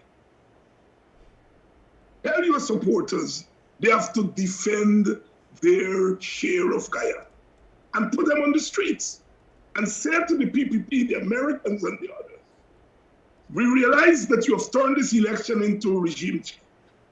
And given the history of our country, we cannot hand over all the wealth that is coming to this country and the management of it to one group. Because if we do that, if we hand over to your democratic choice, we are handing over the control of national resources to one ethnic group.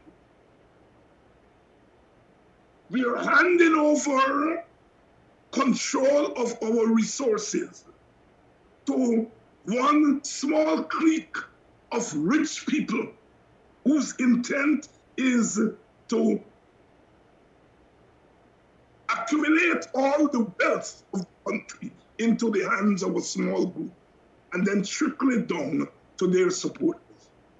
And we cannot do that because we are representing that segment of the people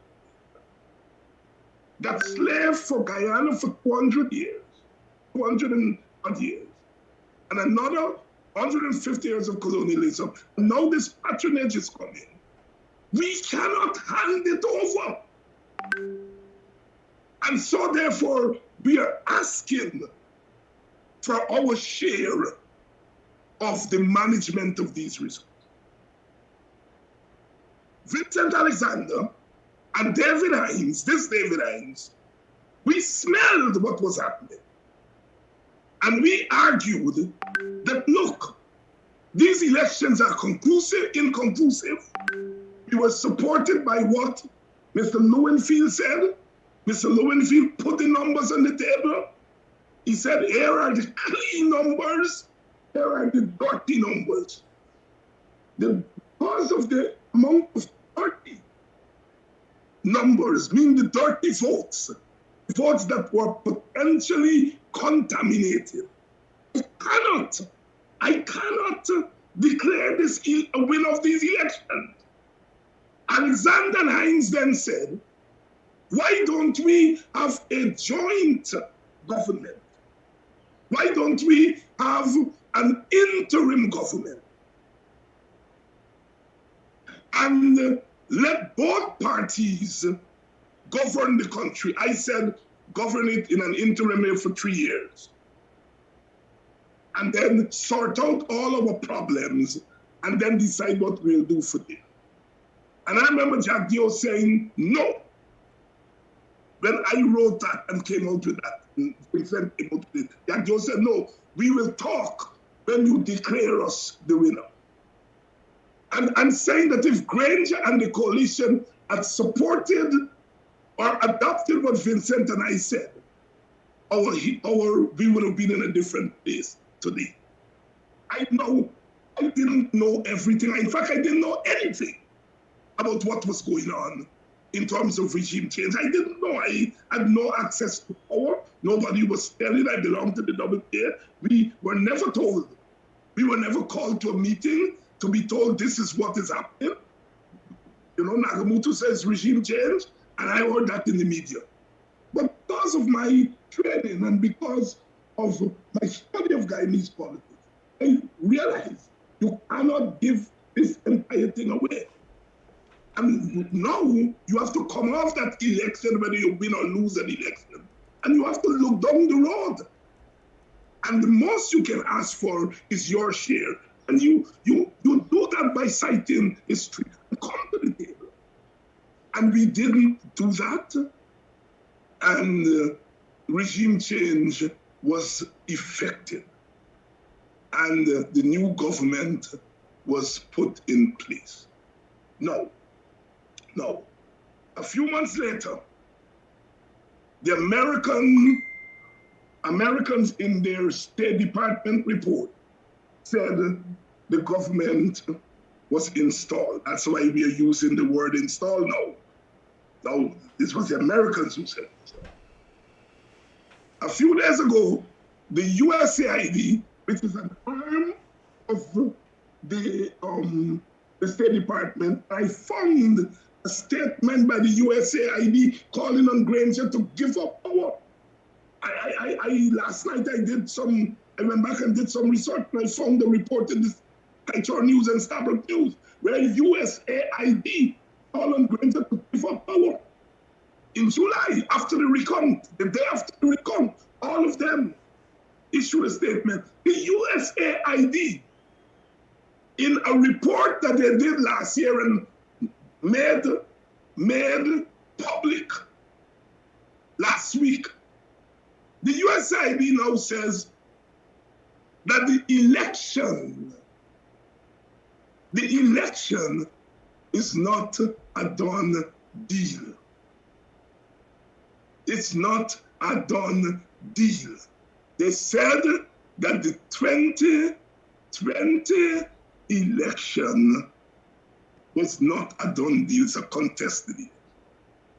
And as a result of that, the country is not a functional country. Guyana is not a functional democracy as a result of that inconclusive election. And they said the parliament has become a joke. You cannot hope to effect any change through the parliament. And they listed all the things that the government has done since then. And they've concluded that going forward, the management of Guyana's oil should be by both political parties in what they call a power sharing government. I know some of you all on this program, some black people so stupidly just be saying power sharing can't work. In effect, what you're saying, you don't want a share of Guyana's oil.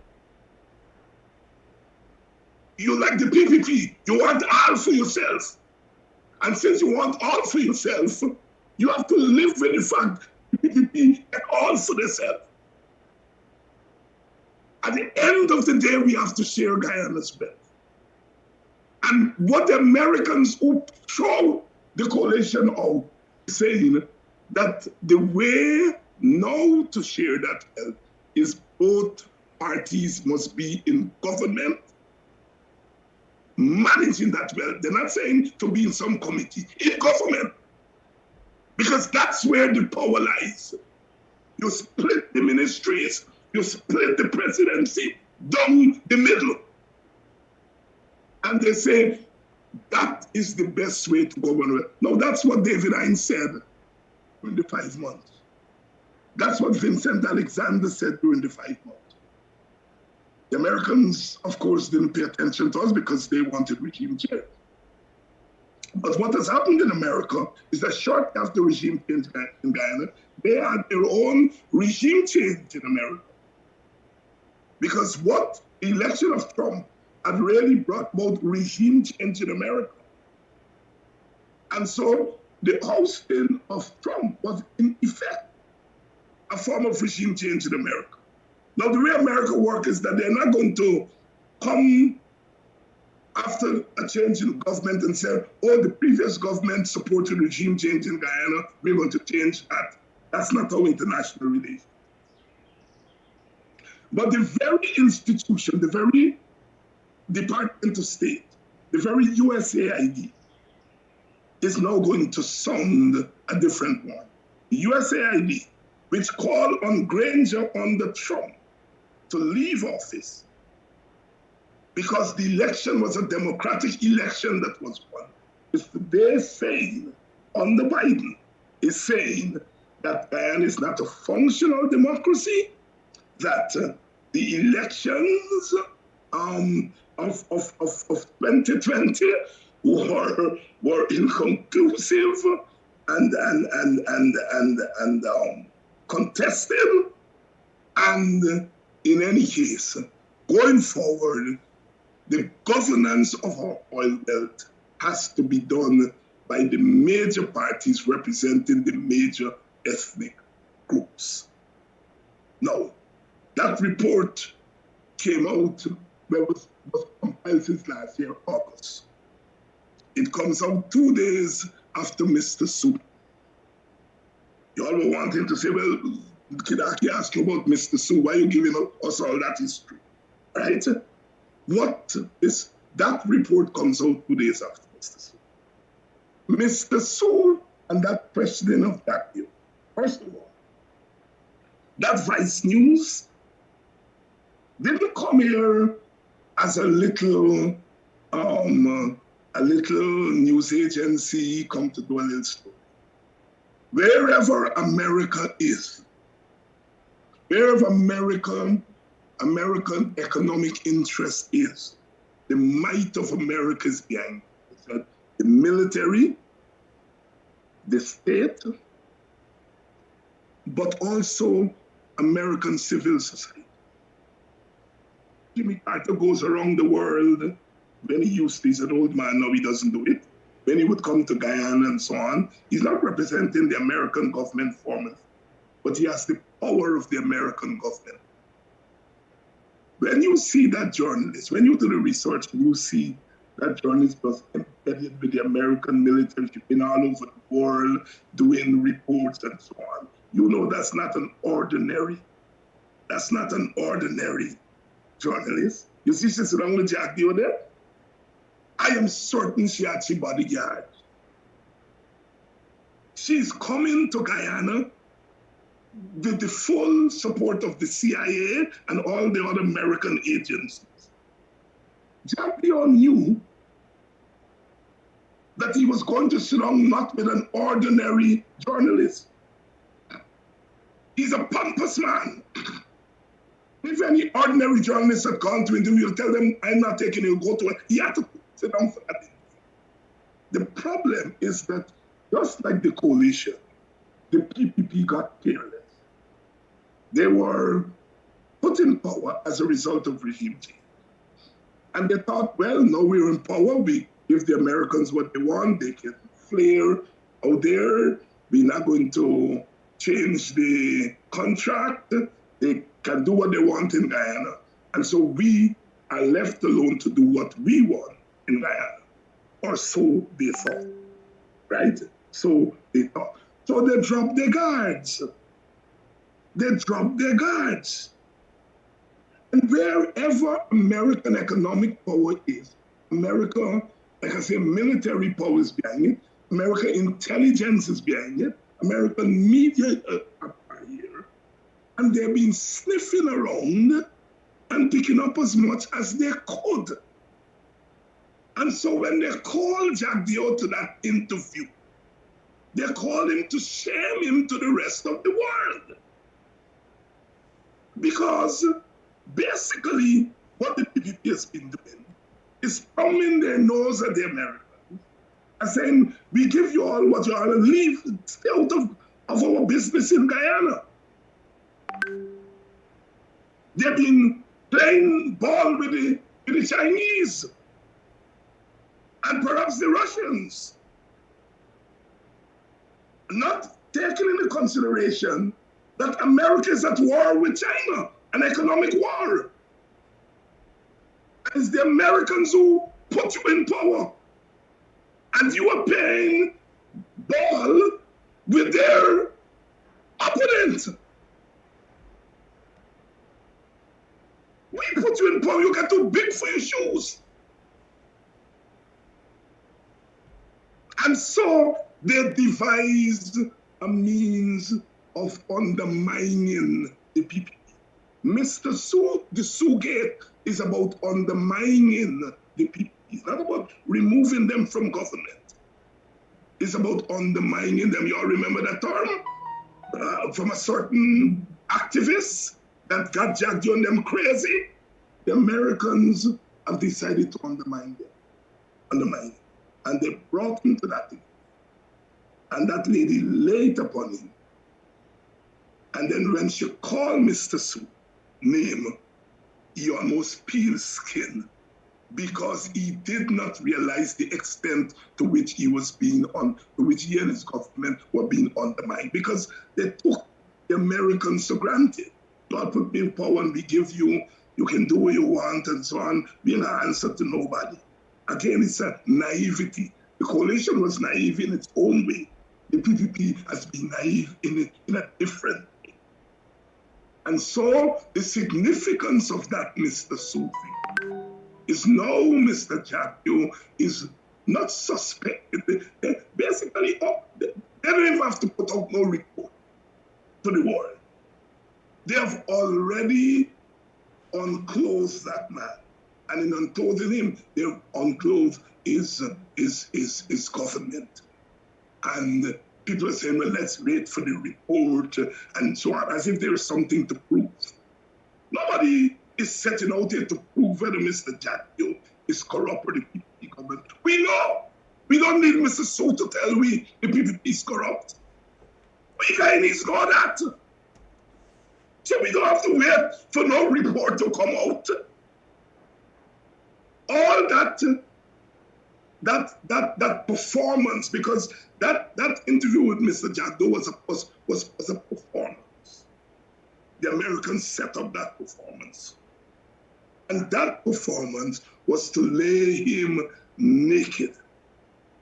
He now has to lay off the Chinese. Because the Americans are not concerned about us. They are concerned about the Chinese.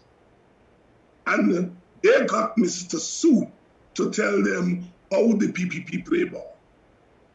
Mr. Sue's name was mistakenly called. A journalist don't reveal their source like that. As Henry Jeffrey said last night, when you see a journalist reveal the source, it's because the source gives them the permission to reveal it. The source can say anything afterwards. All right? We are dealing in the big league here, you know. In the big league. And so the job, the Americans have done their job. The PPP will now have to lay off the Chinese, right? Because that's what the US wants. The US wants Guyanese wealth for the US and for the West. And they don't want China and Russia to get any play. And the PPP was feeling that they're big, you know, we're in power and we can do what we want and so on and so forth, all right? And the Americans have publicly rebuked them This, and I'm saying this is not for us, kind. They're not helping the coalition. They're not helping us in the opposition. They're helping themselves. And then 2 years later, they leaked this USAID report that said, you were put in power. You didn't win no election. You have governed undemocratically. You're not no democratic government, right? You will now have to share power from our standpoint, that you cannot govern this thing. We thought you could, or those who were in power in America before made a deal with you and thought you could, but we changed our mind. People will ask you, well, how the Americans put them, and now the Americans are criticized. No, Americans just changed their mind. Americans make it clear we do not have permanent friends, we have permanent interests. Permanent interests. And the United States, sorry, the PPP didn't realize that. No, let me give you all a little bit more. You all may forget. A few months ago, probably a year ago, Donald Ramotar, I think it was in October, speaking at the Red House, warned the PPP that now you are in power, you can be put out of power by the forces. And I remember taking Donald to task and saying, Donald, you talk about regime change in '64, but you didn't talk about regime change in 2020. But you're warning the PPP that they can become victims of regime change. Donald was on to something. He knew. He knew. Once you get into this big game, he warned them. Warned them. When Jacques Dior was get skin up, what did he say? I have become a victim of the war between the United States and China. He knew right away what happened. He's not a damn fool. And they're saying, he and Irfan are saying, the woman came with an agenda. Yes, she came with an agenda. What they're basically saying is that the agenda that she came with works against them. But you all don't get into that nonsense that a woman didn't come with an agenda. She came with an agenda. And the agenda is to skin them up. Now, what does that have to do with us in Guyana? We in Guyana, those of us who call ourselves leaders, we have been given an opening here. Like I said, Vincent and I called for power sharing. The coalition didn't support us. Had they called for power sharing, they might have been in a power sharing government right now, because the Americans are showing their open power sharing. But, you know, they didn't. The Americans are now saying that the PPP should not be in office by itself. But the Americans are not going to throw the PPP out. It is now up to the opposition to decide how you're going forward. You want to leave the PPP there,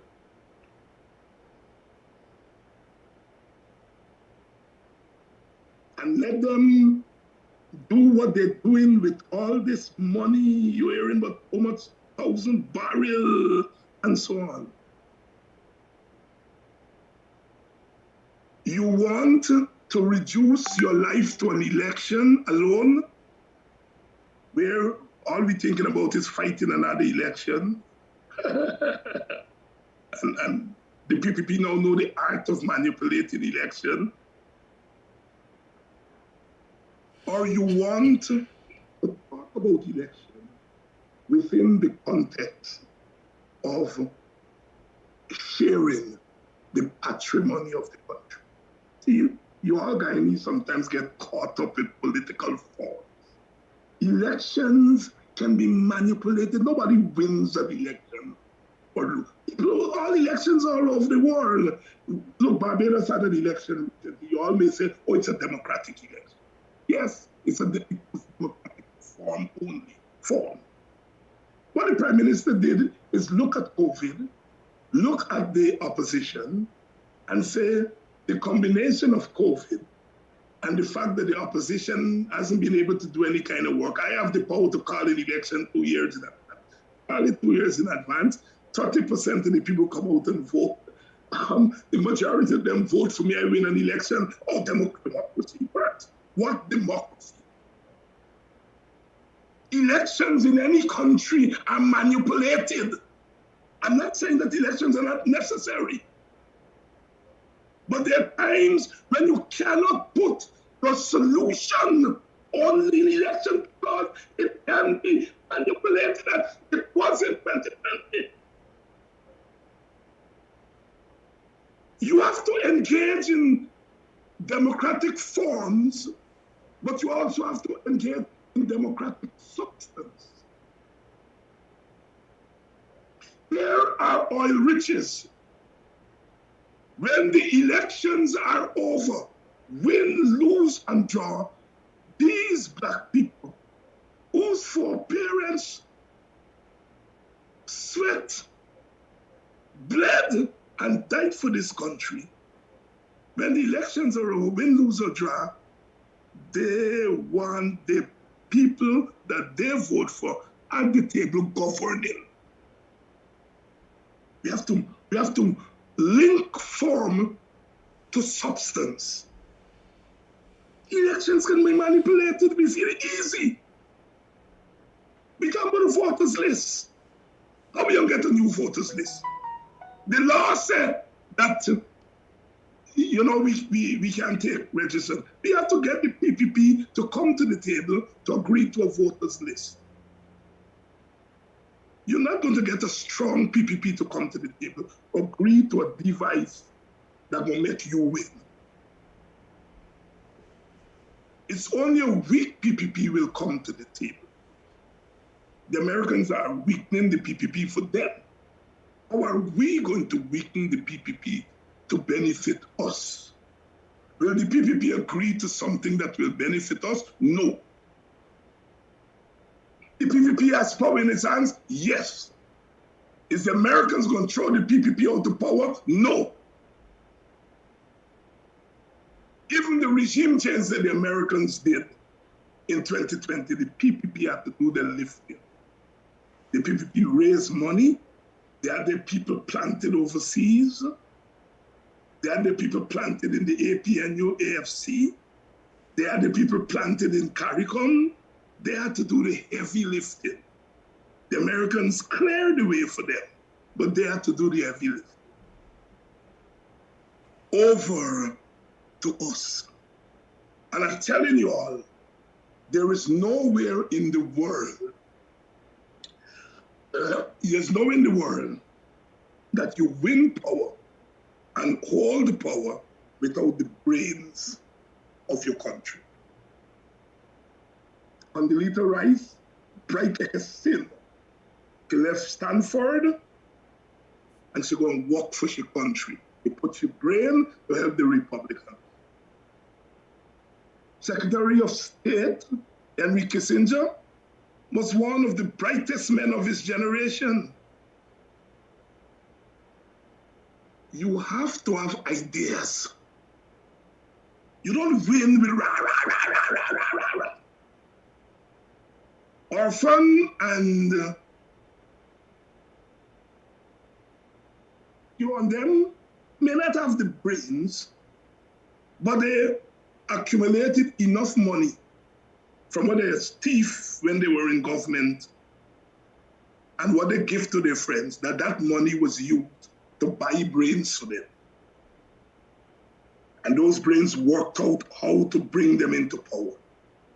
One of the problems with our Black Party is that we get you all, what David Rudder said, Caribbean people, yak, yak, yak, yak, yak, that is the root of our problem. They get you all, it's not the PPP they bring to the table. They bring anything to the table.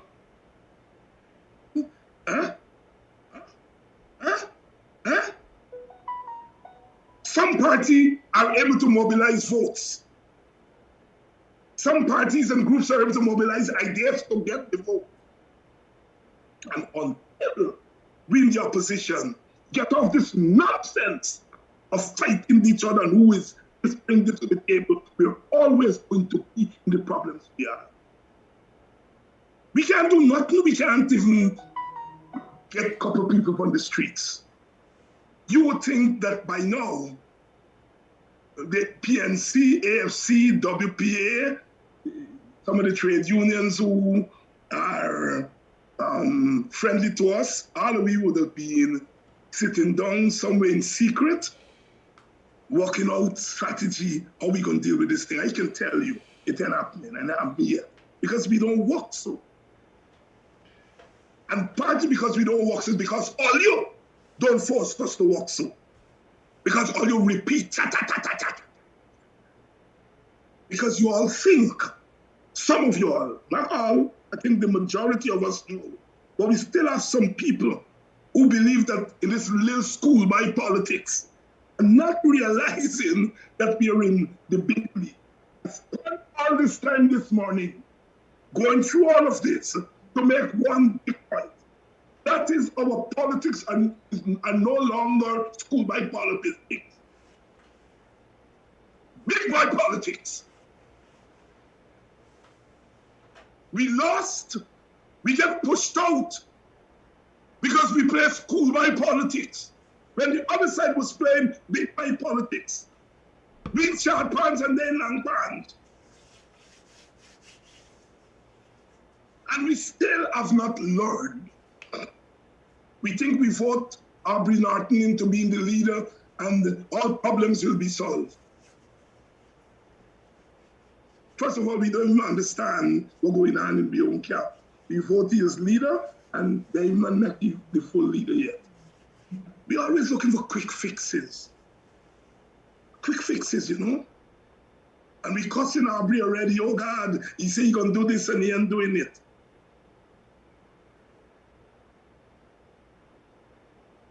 We got to change our attitude.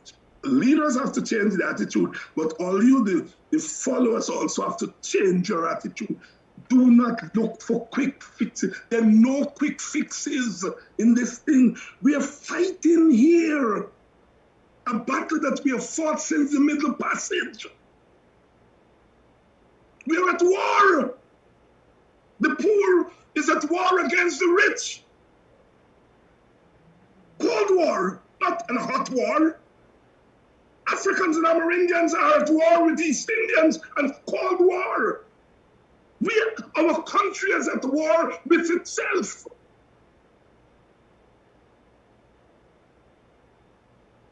And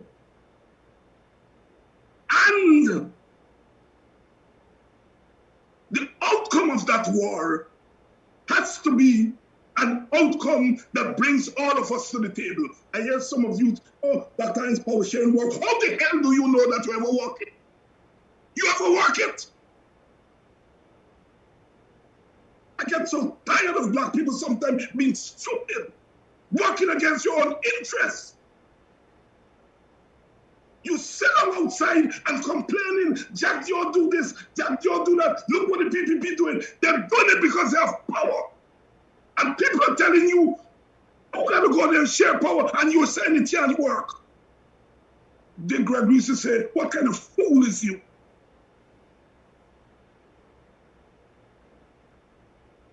I'm gonna get with the program and tell you all leaders that they want you all share, that you all want you all share.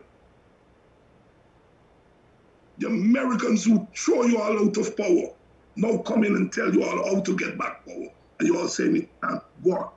I saw that yesterday, some damn fools writing that power sharing will never work. The hell you ever work it? Kinaki, good morning. Oh, I'm still here. Good morning.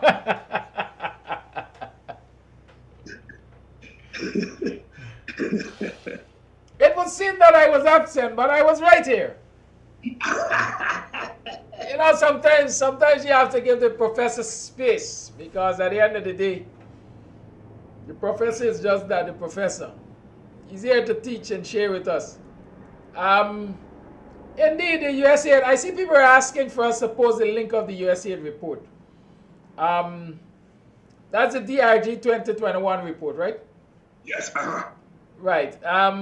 So you can go look for it, DRG 2021. As a matter of fact, all right, let me see if I can post it, because what I generally explain is while I'm doing this live program, I usually am not on the Facebook Live. I'm doing it through a software. Oh, okay. And so while I see some of the comments, I don't get to comment. And that's a nice thing for me. So I keep out. Right? I remain, what should I say, bipartisan. Yes, but it's a DRG 2021, and it has really analyzed what has happened in this country. And it has also pointed out the weaknesses of what we have as a country. And so it's not just enough for you to just listen to what Dr. Hinds is saying or what others are saying. But indeed, if you get the opportunity to read the report, it will be such a good thing. Right? It would be such a good thing. I don't know who's calling this over the morning. Y'all don't call me now. But yes, that question on Sue Gate, you've really used that singular question to analyze in totality what we're dealing with. Lots of people are thinking that Jack Deere is about to lose his life or lose his power because of what is happening. But I constantly refer to Manuel Noriega and how the U.S. dealt with him.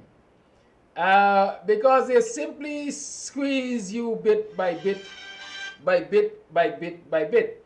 And that is what I am looking forward to. That is where my joy will come. To see Jackie and the PPP get squeezed bit by bit by bit. Right? As a matter of fact, I can't recall who said it to me, but somebody said they would like to see the PPP in power for another year. Yeah, I told you that last night when we were talking. Because then you will really see how they will disintegrate. Right? I want to go beyond the year. Give them one more year and skin them up for the next year. Yes. But we have to use that year to prepare ourselves when they're totally naked. What to do. So it's two-way. You know, sometimes we feel we have to do this thing quick. Look, you know, after they throw me out in 2020, and in the few months after, our leaders didn't do anything, one had to resign oneself for the long haul.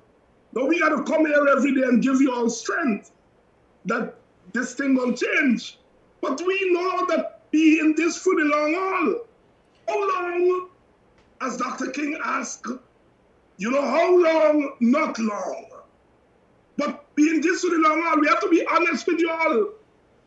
The government is not going to change tomorrow.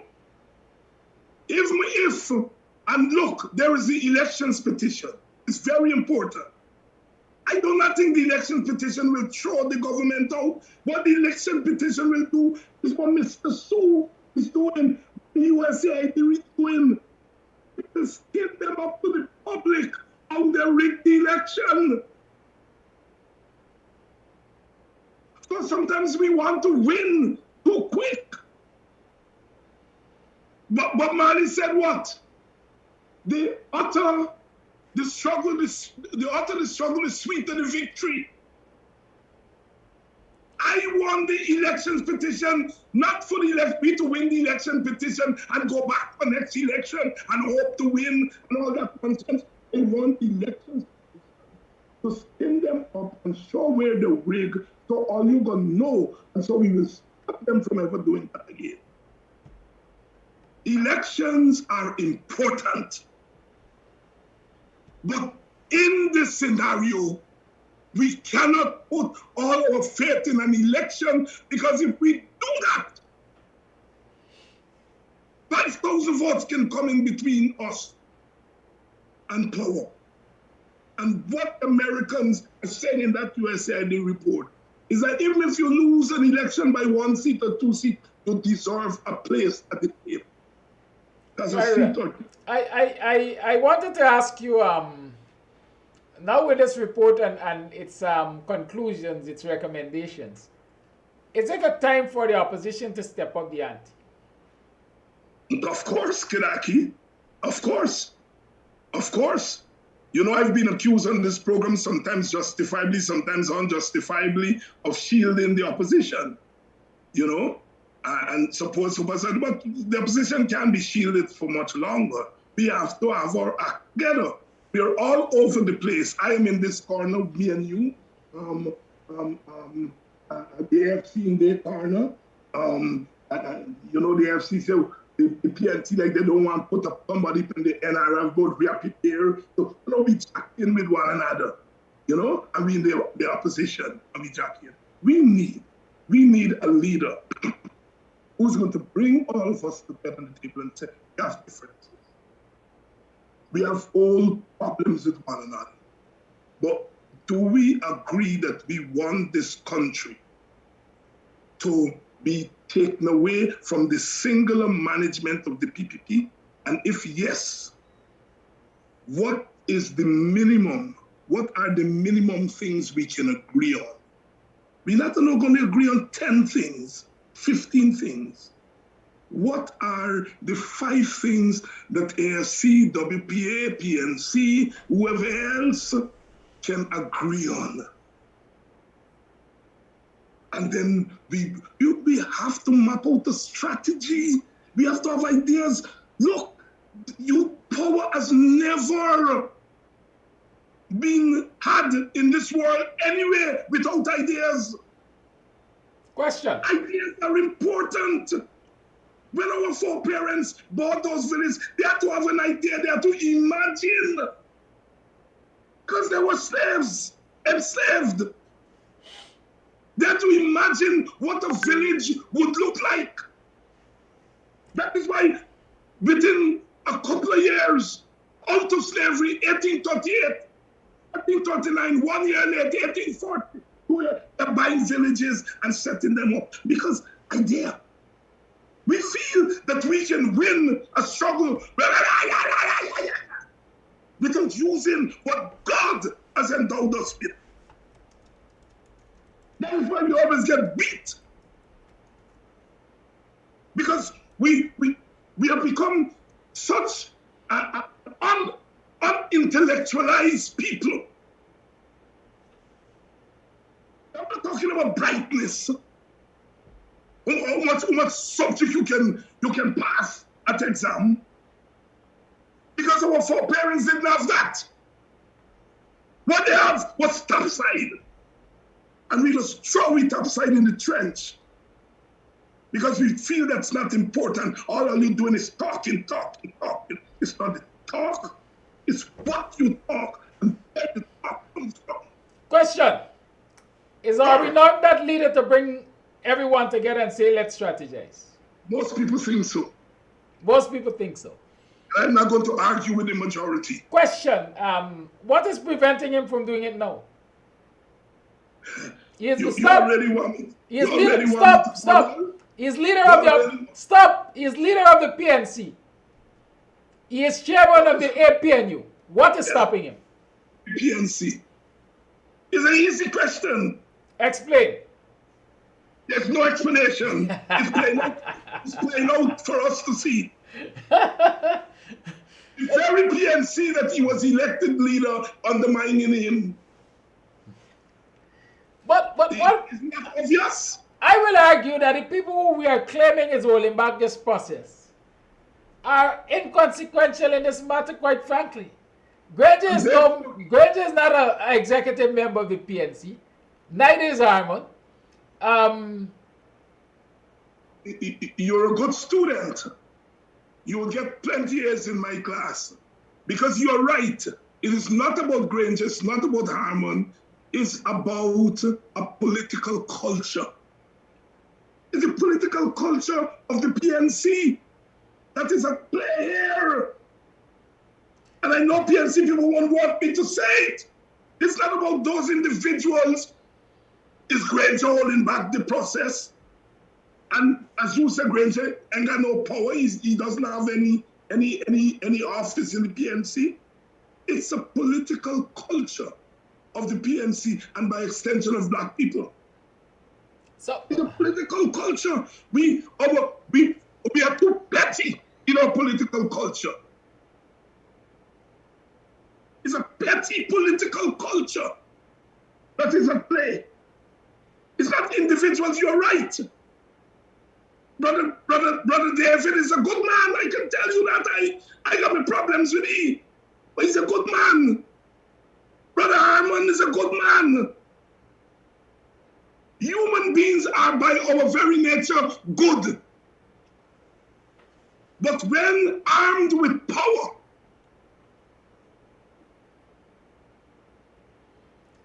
you see, of these former colonial outposts is that we have not yet learned how to govern power. All of us. I am sometimes left at a loss when I come to this point and this junction in the road, if I can call it that, because here we have a newly elected CEC and other administrative bodies of the PNC, dominated by pro-Norton people, and Norton seems not to be able to get anything done. Hey, brother, there is a difference between political form. What you are talking about is political form. Form, F-O-R-M. There's a difference between political form and political substance. The form has to be linked to substance for you to get the necessary change. Norton wins, he has the whole executive, and so on. That is political form. Political substance is how you use that majority to bring about justice. And that is where we have always failed in the Caribbean. To translate formal power into substantive power. And it's political culture and political will. That's what it is. All right, you have to have an appreciation of what you're up against. It's now 16 minutes to the 9 o'clock hour. Sometimes we abuse women, poor women. But a poor woman would watch her 5 children. She will watch the no good man. And she will watch the society around her. And she will make the best decisions. Some of those women, because they use the top side, you and me could be where we are today. If those women had behaved ignorantly like some of our leaders do, people like you and me would not be where we are today. They made sacrifices for us because they understood the environment around them. We have leaders who have no understanding of the magnitude of what is before us. They quote figures of 40% unemployment, but they don't appreciate and understand what that means in material terms, in spiritual terms, what it does to poor people. They can quote it in parliament, but they don't understand what it is when a woman cannot feed her children, or when a man goes out to work and he comes home and he doesn't have enough money to do the basic things for his family. If you understand that, you will get off your nonsense about resigning from parliament and taking it until March. How long must we wait? That's what Dr. King asked those businessmen in Montgomery who tell him, wait, white people have given enough. Slow down, Dr. King.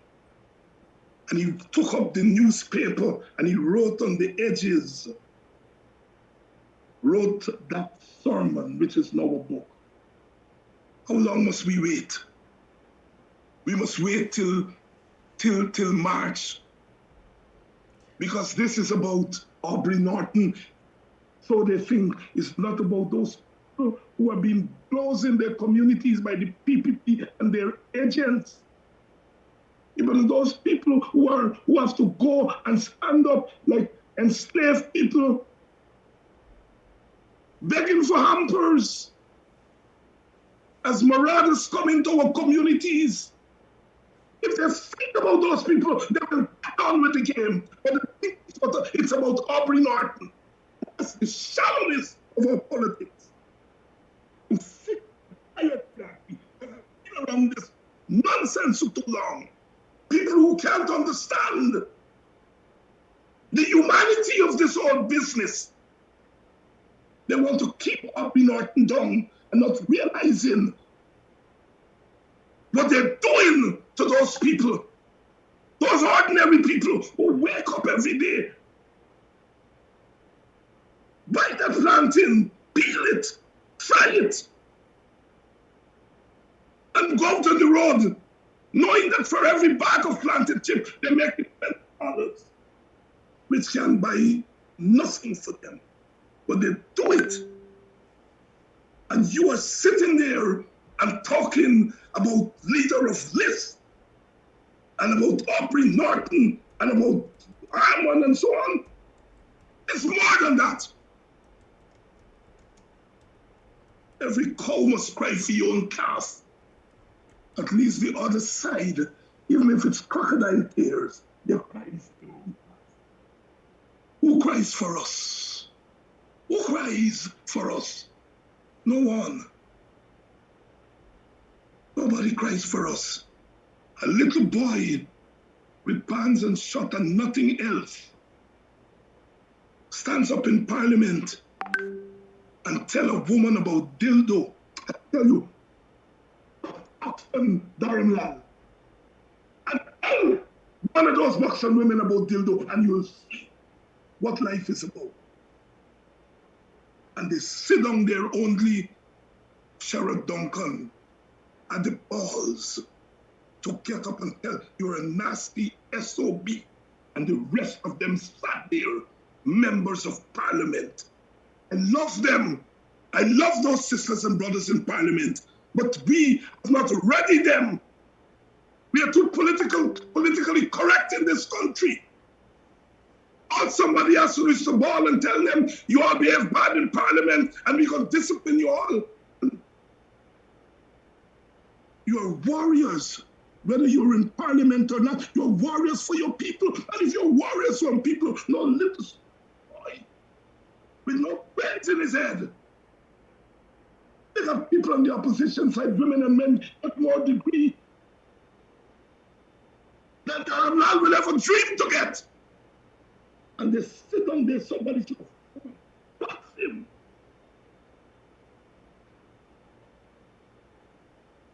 Box in the mess. Too much of I pass. We take in this country. God bless Sherrod Duncan. I don't care what nobody said about his politics and his what and his thing. God bless him. He had the presence of mind of the ancestors.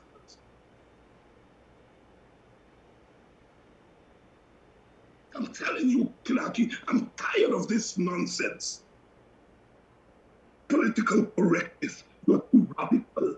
You're this, you're that. Let's wait for crossover vote. Political practice. I've had enough of it.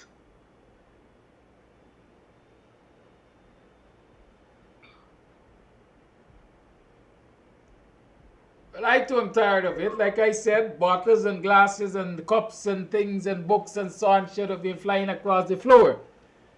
My favorite term, let me broke it up and done. They don't like to hear me say let broke up. I'm not talking about broken up. No, I know. I'm not talking about broken up. I'm talking about doing the ancestors' work. I know you're not talking about broken up. I want us to rise above broken up. Because they believe that all we can do is broke up. I want us to manage them.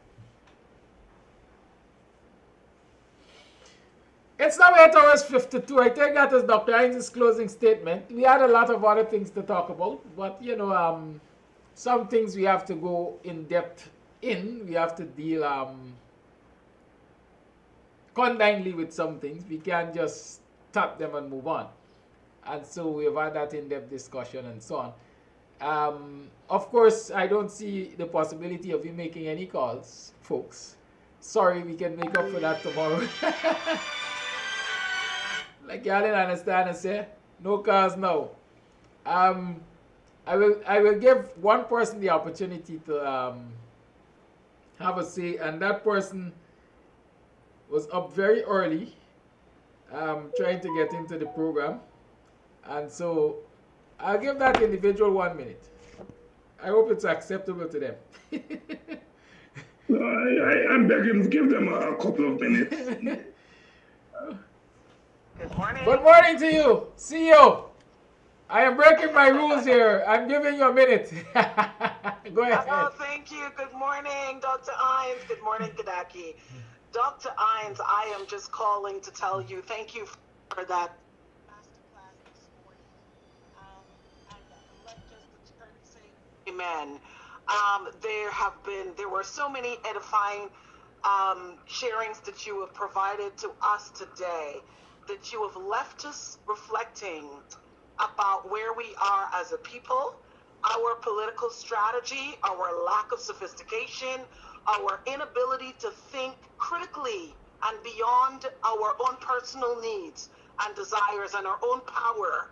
And I just want to say thank you for this masterclass this morning. There are so many nuggets that you have left us with. And you know, there's something that comes to mind when you spoke about how we are utilizing the position and the fight between whether we give Aubrey Norton a position in Parliament so that he can actually represent the people. And I think about the term that I personally want to coin my own self, is that there is a black modern Jim Crow happening in our community and in our society to our own selves that we don't even know, and we're not realizing what we are doing to our own selves.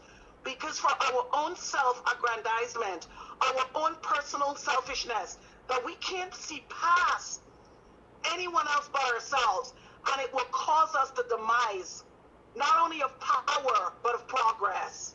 So thank you for taking us to class today. I really appreciate what you said. There's so much that I can speak on of what I've learned this morning, but thank you for speaking up and bringing this forth, because we need to hear this. We need to hear this type of message, and education and understanding and the chronology of what's happening to our people when we are so asleep, because there is such a slumber that is happening in our politics today, our lack of political knowledge, that Guyana is at a place that we are not even ready for, and we're not even trying to comprehend what this is like and what it's going to cost us. So thank you for the masterclass this morning. Have a blessed day. Thank you, caller. All right. Dr. Hinds is pleading your cause. You know, Brother Kidaki, look, sometimes we chat. Let Aubrey Norton go and build the party.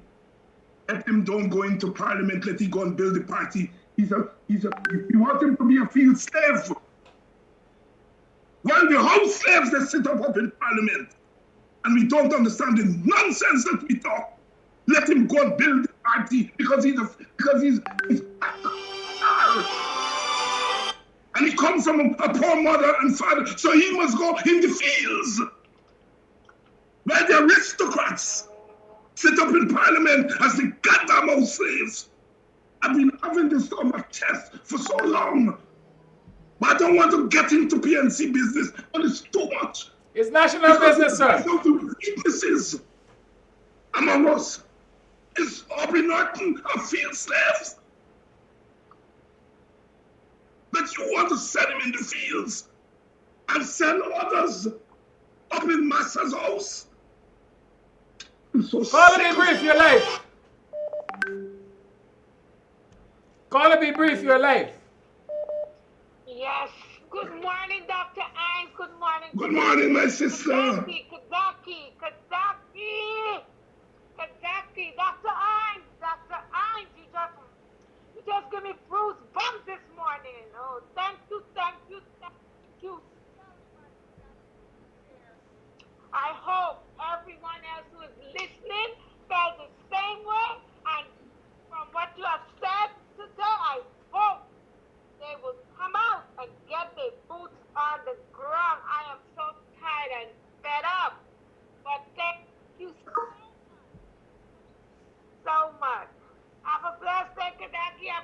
say, Dr. Hinds. Thank you, caller. Voice note. Good morning, Mr. Let's Kadaki. keep That it guy, brief. Mr. Hinds, wanted America to do like what John F. Kennedy do in the 60s. Call only line.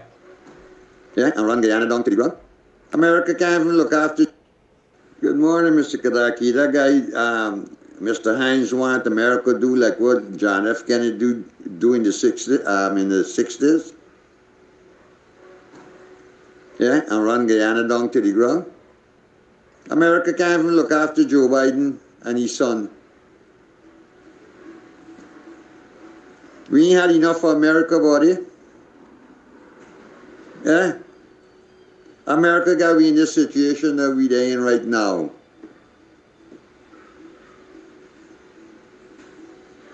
The election is contested. We got the elections is in court. You need to go, Mr. Hinds, you need to go to the court and get the election petition to go forward. Christopher Ram tell you that last night. He dreaming. He there in the 60s. He's still in the 60s and the 70s. Desiderata, even the dull and the ignorant have their stories. Caller, you're live. Good morning. Yes, good morning, Dr. Hinds. Good morning, everyone in the diaspora. We'd like to thank Dr. Hinds, like the sister called before. Dr. Hinds has given us a master class this morning. A lot of nuggets. So many questions, but I don't have the time. Anyway, he sparked a lot of thought for those who are listening. Now, Doctor, so I'm going to just touch on 2 points. Dr. Hinds, in his closing remarks, mentioned the dilemma, the quagmire of which Aubrey Norton is stuck in. It's in a situation of political purgatory. That's Aubrey Norton is stuck in. Now, Dr. Hinds mentioned political form and power, and he was referring to Kadaki's response. Political form and power, and he mentioned, how do you link political form to political actualization, powerful actualization? How do you actualize that form into substantive change? You can either do that, as Dr. Hinds suggested. He raised a question on the WPA Facebook meeting a few days ago when Dr. Hinds spoke about the political disconnect between the minds of the people and the political body. Dr. Hinds asked Kadaki, there seems to be a political disconnect of stagnation between the people's demands and what the coalition is currently doing. And Dr. Hinds raised the question, should there be an alternative political movement? That was implied. So I'd like to Dr. Hinds to answer that question of political alternative in the context that may be linking political form to political substantive actualization. Maybe that alternative movement can create that alternative change. That's the first question, Dr. Hinds. My second question is this. You mentioned regime change, and either we could do nothing, Dr. Hinds, either we could do nothing or we could do something. Now, if we're going to do something in the courts, a question I would like to raise for Roysdale Ford and others, Amanza, the question of consent. We needed consent for ROPA, but there was no consent for Order 60. Now, I know people probably say, oh, yes, we got consent for Order 60. No, we didn't. Consent was never gotten. We got consent from Parliament for GCOM to officiate ROPA. Call up 25 seconds. But we never got consent from Parliament for GCOM to facilitate or to bring up Order 60. Now, I know persons may say Roxanne George said it was okay, but Roxanne George cannot substitute consent. Granger cannot substitute it. No one can substitute the consent of the people. It was absent. That's a question for Roysdale Ford. Thank you, caller. Maxwell Edwards. Thank you. Dr. Hinds, please answer. Dr. Hinds, you want to answer now or later? Question, but it's a long answer, so I leave that. I'm not hearing you. Your audio is breaking up. You hearing me now? Yes. Yes. The second question would require a long answer. The first question is this. Look, I have lived long enough when the WPA fought the PNC in the 1970s and 80s. And if that situation were to present itself again in the same way, I would do the same thing. However, even as I think that we need an alternative movement, we do not need an alternative movement that will set us fighting against it. We need an alternative movement that will bring us together. This is not the time for fighting among political political parties, especially those parties that are grounded in the African Guyanese. So, even as I think that we need an alternative vision, an alternative movement, it has to be done from my standpoint within the context of solidarity, rather than within the context of fighting against each other in the opposite. Thank you, sir. Morning, Mr. Kadaki. Guyanese people seem to forget the past quickly. They seem to forget the past quickly. They forget what the PPP did in the past 23 years. Some of us, black brothers and sisters, sold ourselves out, thinking the PPP would have done better. And now, my same black brothers and sisters who has sold themselves out, now crying out. They're now crying out. We seem to forget our history, especially black people. We are not learning. We black people don't remember the struggles that we went through. We don't remember the struggles at all. But most of us black people are quick to complain. And that is what is wrong with our black people. That's why we can't get respect from other races. We're too arrogant. We don't like to listen. That is the problem with our black brothers and sisters in Guyana and around the world. We want things too quickly. So we black people forget too easily. That is the problem. But it's a sad state of affairs for black people in Guyana. Most black people in Guyana are very stupid. And so we have to be in the predicament. You have to be in the predicament. Call A Live, good morning. Good morning to that and good morning to Dr. Hinds. I don't have much time, so let me be very quick. Yes, be brief, please. Dr. Hinds, thank you again for that inspiring those 3 words, which is things I already know now. There's nothing strange. It's just that the way you articulate, you don't see that articulation coming from the people in parliament from the opposition side. I mean, except for a few people, maybe Duncan or Amanza, or a few of them, the majority of them are really sleeping. So the question I'm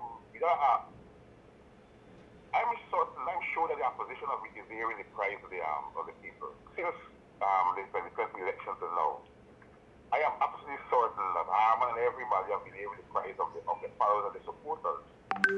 The question is why are they not responding? Why are they so lethargic? I remember that in the beginning we said that they should not have gone to farm, but they run and go. So is it a case where they're too caught up with the forks in parliament and the prestige and the idea of being in? Because with all that is happening, with all the embarrassment, with all the speaker biasness, and with everything, and just recently the Damaral, the Dildo incident, they just attached that you're not doing anything. So is it a case where they don't want to get caught up with the little salary and the portion in terms of parliament, and they forget about the fight of the people? Now, yesterday was a perfect example. You want to protest, you want an opportunity, and they still have an opportunity because they trampled it 4 days, to send a statement to these people that is there, to send a statement, and all of them just there sleeping, nobody going out, nobody doing nothing. I mentioned about the people, but the people need leadership. You need leadership. They have not been a public meeting, a public address to the nation, nothing. Except for a few statements and things, but Gornum and those people yesterday, Dr. Rajiv and David Hinds know that these people did not internet and public address and statements and all these type of things. They didn't have these things, but they were the greatest representation to the people. I mean, like this coming now and he's trying to think to meet the people, but the opposition there, they are not concerned about the people. They are not concerned, because if they were concerned and they were listening, they would have responded. And they are not responding. The speaker is doing them so much thing, and they go into parliament with speaker. I, as a layman, could go into parliament and make a speech and a presentation without using the term with the speaker. I can do that. Why they bring intellectual candidates? They will send a message to the speaker that we don't appreciate the way you're running things in this house. But when you complain of about the speaker, and then you run into parliament, oh, Mr. Speaker, Mr. Speaker, Mr. Speaker. You not tell him that he's not doing his job. So this is my contribution. Thank you, caller. Voice note. Good morning, Mr. Amsterdam and Dr. Hinds and the viewers out there. The last time I sent a voice note, a few weeks ago, I asked Dr. Hinds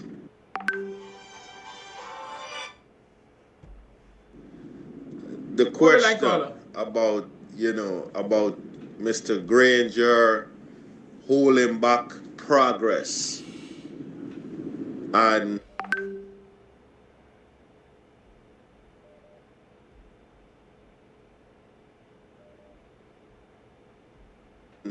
his reply to me was, this is how Mr. Granger conducts himself. He doesn't come out and speak.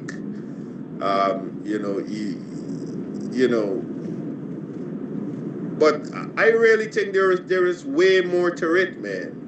I don't know if that day or that week WPA had a meeting scheduled with Mr. Granger,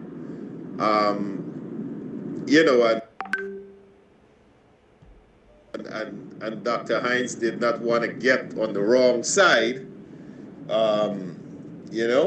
but I mean, we can blatantly see here, man, that all these atrocities and, things that is happening to just black people in general, you walk out of power and it becomes a nightmare for the black society. And, it's like the rope is around our necks and it's being drawn tighter and tighter every day. And Mr. Granger is just quiet. He appears about 2 times within the last 2 years, and what he's talking about in these interviews is nothing really nothing pertaining to black people issues with the PPP, and there is a whole lot behind the scenes going on, and he has to take some of the blame for what's going on. Call in live, good morning.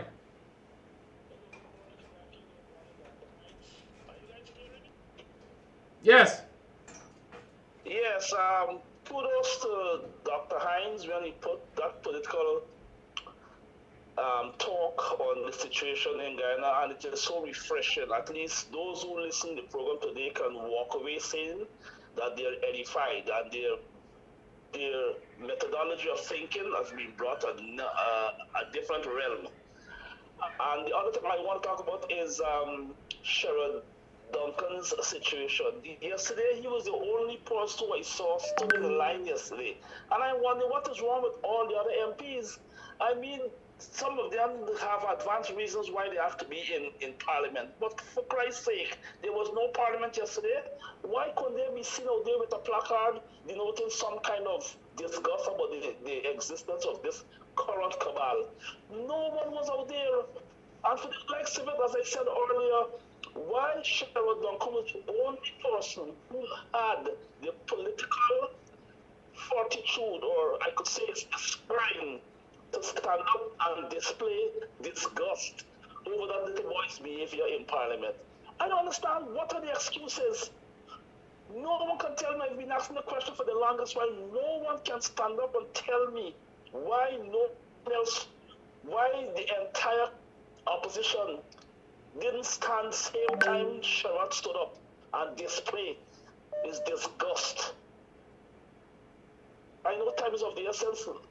Kodaki, so you and Dr. Hinds have a wonderful day. Thank you, caller. When the caller asked the question, it dawned on me that they say, the parliament is not a full-time parliament, and the parliamentarians are therefore allowed to have other jobs. Have we done a research to find out where the opposition parliamentarians are employed, if they are employed?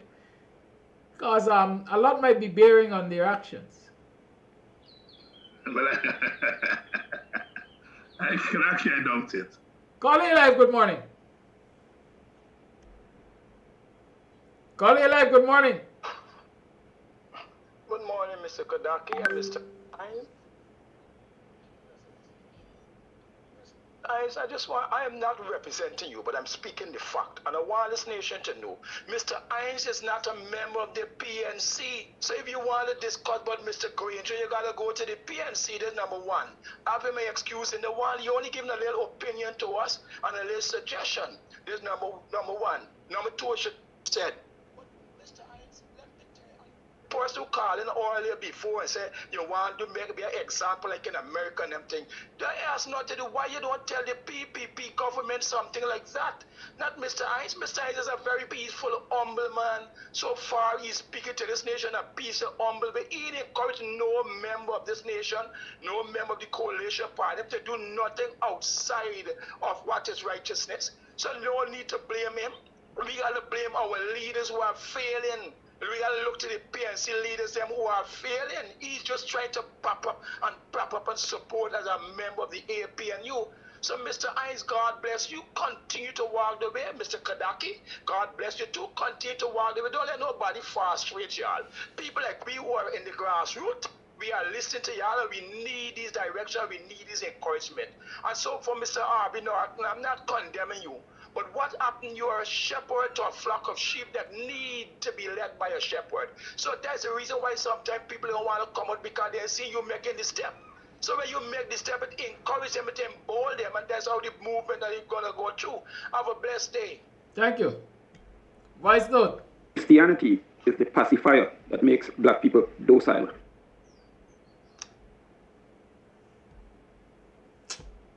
Christianity is the pacifier that makes black people docile. This number looks so strange. Anyhow, let me take a chance. I like to take chances. Call it live. Good morning. Good morning, Kodaki and Dr. Hinds. I'd like to contribute to the program. First, I know I don't have a lot of time. I'd like to say first, I personally think that Guyana needs a constitution reform. The reason why I'm saying this, it's time we stop calling and looking upon these leaders we are appointing to represent, and everybody seems to have their own interests. So I think the people have to start blaming themselves, because it's time for the people up and demand what they rightfully want for them and future generation. The reason why I'm saying this, in the history of Guyana, if you look at Parliament, they always, whichever party is leading and they come up with any bill or proposal, it always goes in that direction. No opposition side opposes no bill. So here what it is. It's two major parties fighting for whatever they want whenever they're ruling. And it's nothing. So the voting system in Parliament always go with filibuster. So what I'm saying, the best thing to move forward, and it starts in the Parliament, votes like the budget should have a two-third, or it should have a three-quarter majority to get it passed. it's wrong that one leading party can create a budget and then vote on it and it pass. 49% of the population who's not benefited from it or who didn't support the government just have to take it and go with it. But it's wrong, you know, we have to get ourselves together and start demanding from the politician what we want, because the power belongs to the people. And if the people don't understand that the power belongs to them, then the people are going to be lost. I only have respect as far as politics, Dr. Hinds. The reason why, I can very well remember when Dr. Hinds was saying the oil wealth should go to household, about some percentage to every household. And if I could recall, Mr. Granger and Mr. Jagdeo went against it. They said, oh, it doesn't work like that. Dr. Hinds is the only politician, as I can say, or, you know, I respect him because he speaks substance and he speaks truth, whether it's his opinion or, because we all have opinion, whether it's his opinion or whether it's going to benefit the people or whatever, he always speaks truth, because we don't have leaders in Guyana. I'm of the opinion that we don't have leaders in Guyana that is for Guyana, because Guyana gained independence over 50 years, and it still remains the same. No different. Nothing that we can admire and say, oh, this happened and that happened. A bunch of people, career people, keep going in office, doing the same thing. This election show how Guyana have a problem, the last election, because we had about 4 little parties show the bid in the race for leadership. And you can see how the people mind are corrupt and stuck on one system, on one way of living. The votes still went to the 2 majority parties. That can tell you the people have a problem. It's not only the leaders. And unless people come to a realization and say, well, you know what? We have to take things in our hands, meaning that so we can demand what we want, constitution reform. Because any leader going there, I'm not ashamed to say, conflict of interest will always play out, because Guyana does not have no strong institution to watch over nothing that happens. You got allegation making against people about bribe. No statement from the police, no nothing. Because it's not, the country has gained independence, but it's still way behind. That's why people come and say anything and do anything, and all people do is march. Listen, I respect and I support march, but it's what you're marching for. We have to march for stuff that we demand as the people. Constitution reform. There was nobody coming and say, and the caller say earlier about American Dr. Hinds. Yes, we must call upon the international countries to be a part of it. Constitution reform, because they look over, so we must call upon them to be a part of it, because it's time Guyana move forward. No political person sitting down and enjoying, oh, when I in office, I doing. What happened to Mr. Granger? He's out of office, but he's not participating in nothing on the street. He never come out and say, you know, he should be involved. When everybody out of office, they fight to go back in office, and then they disappear when they lose or when they're gone. And then the people still fighting every day. It's wrong. I cannot understand a country of less than 1 million people, a budget passing for 700 and plus billion. That is so wrong. And the people need to demand what they want for them and the future generation. I thank you very much. Thank you, caller. And you guys doing a good job. Continue. All right, let me tell you guys what's up. We're supposed to have a cross-posting arrangement with Mark Benchcop, where we post onto his page in the mornings. He has a program that will start at 9. And so, as of now, at 8:45 or thereabout, we'll have to bring this program to an end. Okay? So please stop expecting the extras. Unless we don't want to cross post the mark. Your choice. I'm giving you a choice. This is a democracy. Do you want us to cross post the mark? Or do you want the extras? Voice note. Good morning, Kodaki and listeners. Call you still With alive. respect to the incident in Parliament, you should have been bringing out Daramlal and the Speaker on a stretcher. The Parliament. Call you live. Good morning. Don't know what's happening there.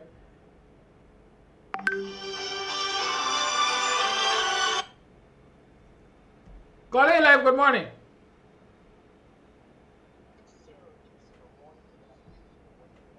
Dr. Hinds, I know he's probably left. Just 2 quick points. Dr. Hinds had raised the point of a shared government, and that the question that I always ask is, how then, what is the redress for the people who have been marginalized over the years? How then do you fix that, right?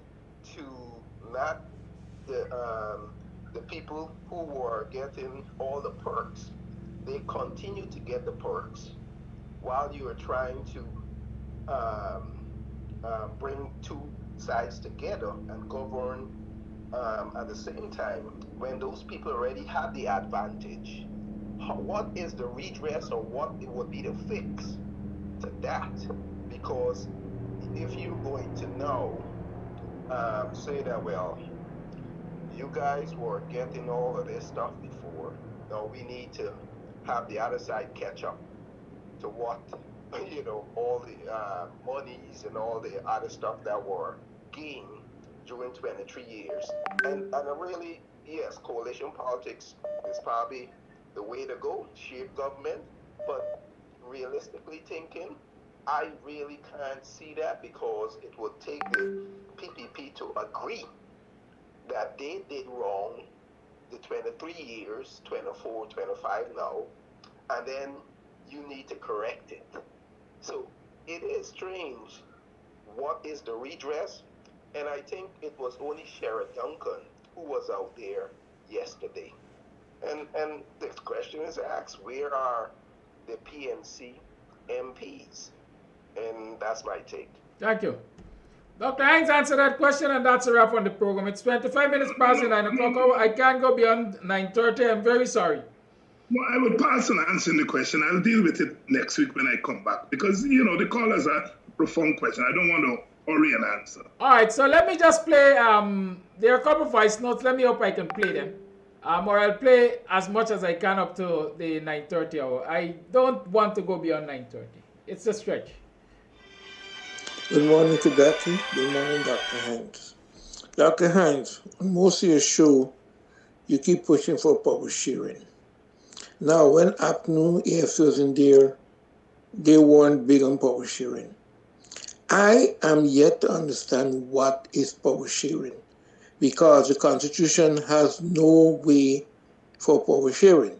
Could you give me one example of what you mean, when you say power sharing? I don't understand what is power sharing and how can two governments share power. Thank you. Dr. Hinds, let me ask you this. Would you like us to address the power sharing question next week, or you want us to have a special program maybe around Thursday? Well, tomorrow is Thursday. Yeah,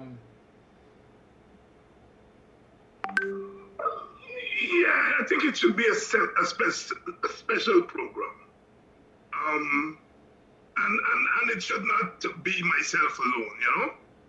Because there are a lot of people who can't stop the idea, and I sympathize with people, you know, because it's a new idea, although it's been around since 1961, you know, but every generation that comes up has to deal with it as a new idea. And I think that's the problem. And, you know, a prominent citizen called me about a year ago and asked me to send him everything that I've written about sharing. And I've done that, and I have it, and I really need to put it in a small booklet form and have it distributed to people, you know? Because sometimes the written word is as effective, if not more effective, than the spoken word. We can do a special. Very well, we'll do that. You'll get the announcement as to when it's on, and so we'll get to interrogate this question of power sharing. Next voice note. Yeah, good morning, Kadaki and Mr. Hinds. Yeah, nice program again today.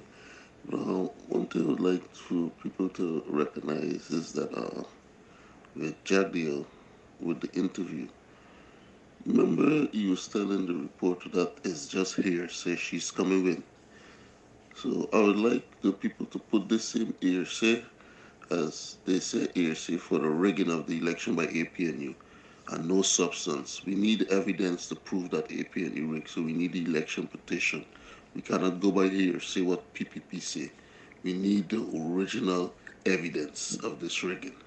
So hearsay, no, we need a petition. And let me remind voice noters, please don't whisper into your voice notes. Very blessed good morning to Mr. Kadaki and Dr. Hinds, and to all the viewers and listeners. About the topic this morning, the lecture this morning by Dr. Hinds, that is so. I think we're all so much thankful for that, because that is so significant right now because of the situation we're going through, and all these things. I could remember a few weeks or maybe a few months ago. Mr. Amsterdam did mention about something about the same topic here, where he was telling his viewers and listeners that the American government, they are indirectly they're telling us you have to do the groundwork, you have to do all the hard work, and we will support you, we got your back, or whatever. Maybe not in those words. And it's the same thing Dr. Hinds is trying, the same point that Dr. Hinds was trying to put over this morning, has put over this morning, and he's telling the people that the Americans took the PPP government to the well, and they had to try to draw the water from the well.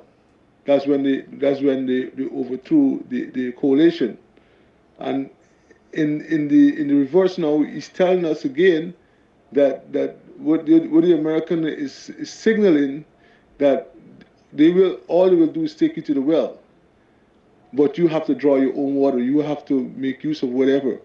So with that, I hope the people understand what the lecture that Dr. Hinds was trying to give this morning, that has given this morning, telling us all as the coalition supporters and a lot of the PPP supporters as well, that we need not to depend on the American government and over international communities helping us in this situation. We have to get up and we have to demand for what is ours, what is rightfully ours. We have to push our leaders, our politicians, and we have to back up those politicians. I'm not thinking to themselves that because Mr. Norton has been elected leader of the PNC party, and maybe by extension, leader of the coalition, hopefully that happens. But we can't expect it to be just a silver bullet. That's not a silver bullet, because we're still seeing in regards to him being put into place as leader of the group, the coalition. That we've hit a stumbling block there, right? And we see that is not happening, maybe on a timely manner, or maybe in time that we expect it to, right? So it is hampering him in regards to his powers of what he could do and these things. So there's no silver bullet there. But to sum it up all, the good doctor was telling us all that we need to be proactive. The populace need to be proactive, right? We need to have boots on the ground, do whatever we have to do. But we need to push it, and then we will get the support. There's no silver bullet here. We need to be active. We need to get on the ground and do the hard work, and then maybe the international community will give us a hand. That's it. Thank you. Kidaki morning, Dr. Hinds morning. Dr. Hinds, you come out with pace and power this morning. People's power and again, no dictator, cat piss and pepper. Trust me, have a great one. That's my contribution. That's my contribution. Me and all fed up. But a people's power and again, no dictator, cat piss and pepper. That's a wrap. Have a good day, y'all.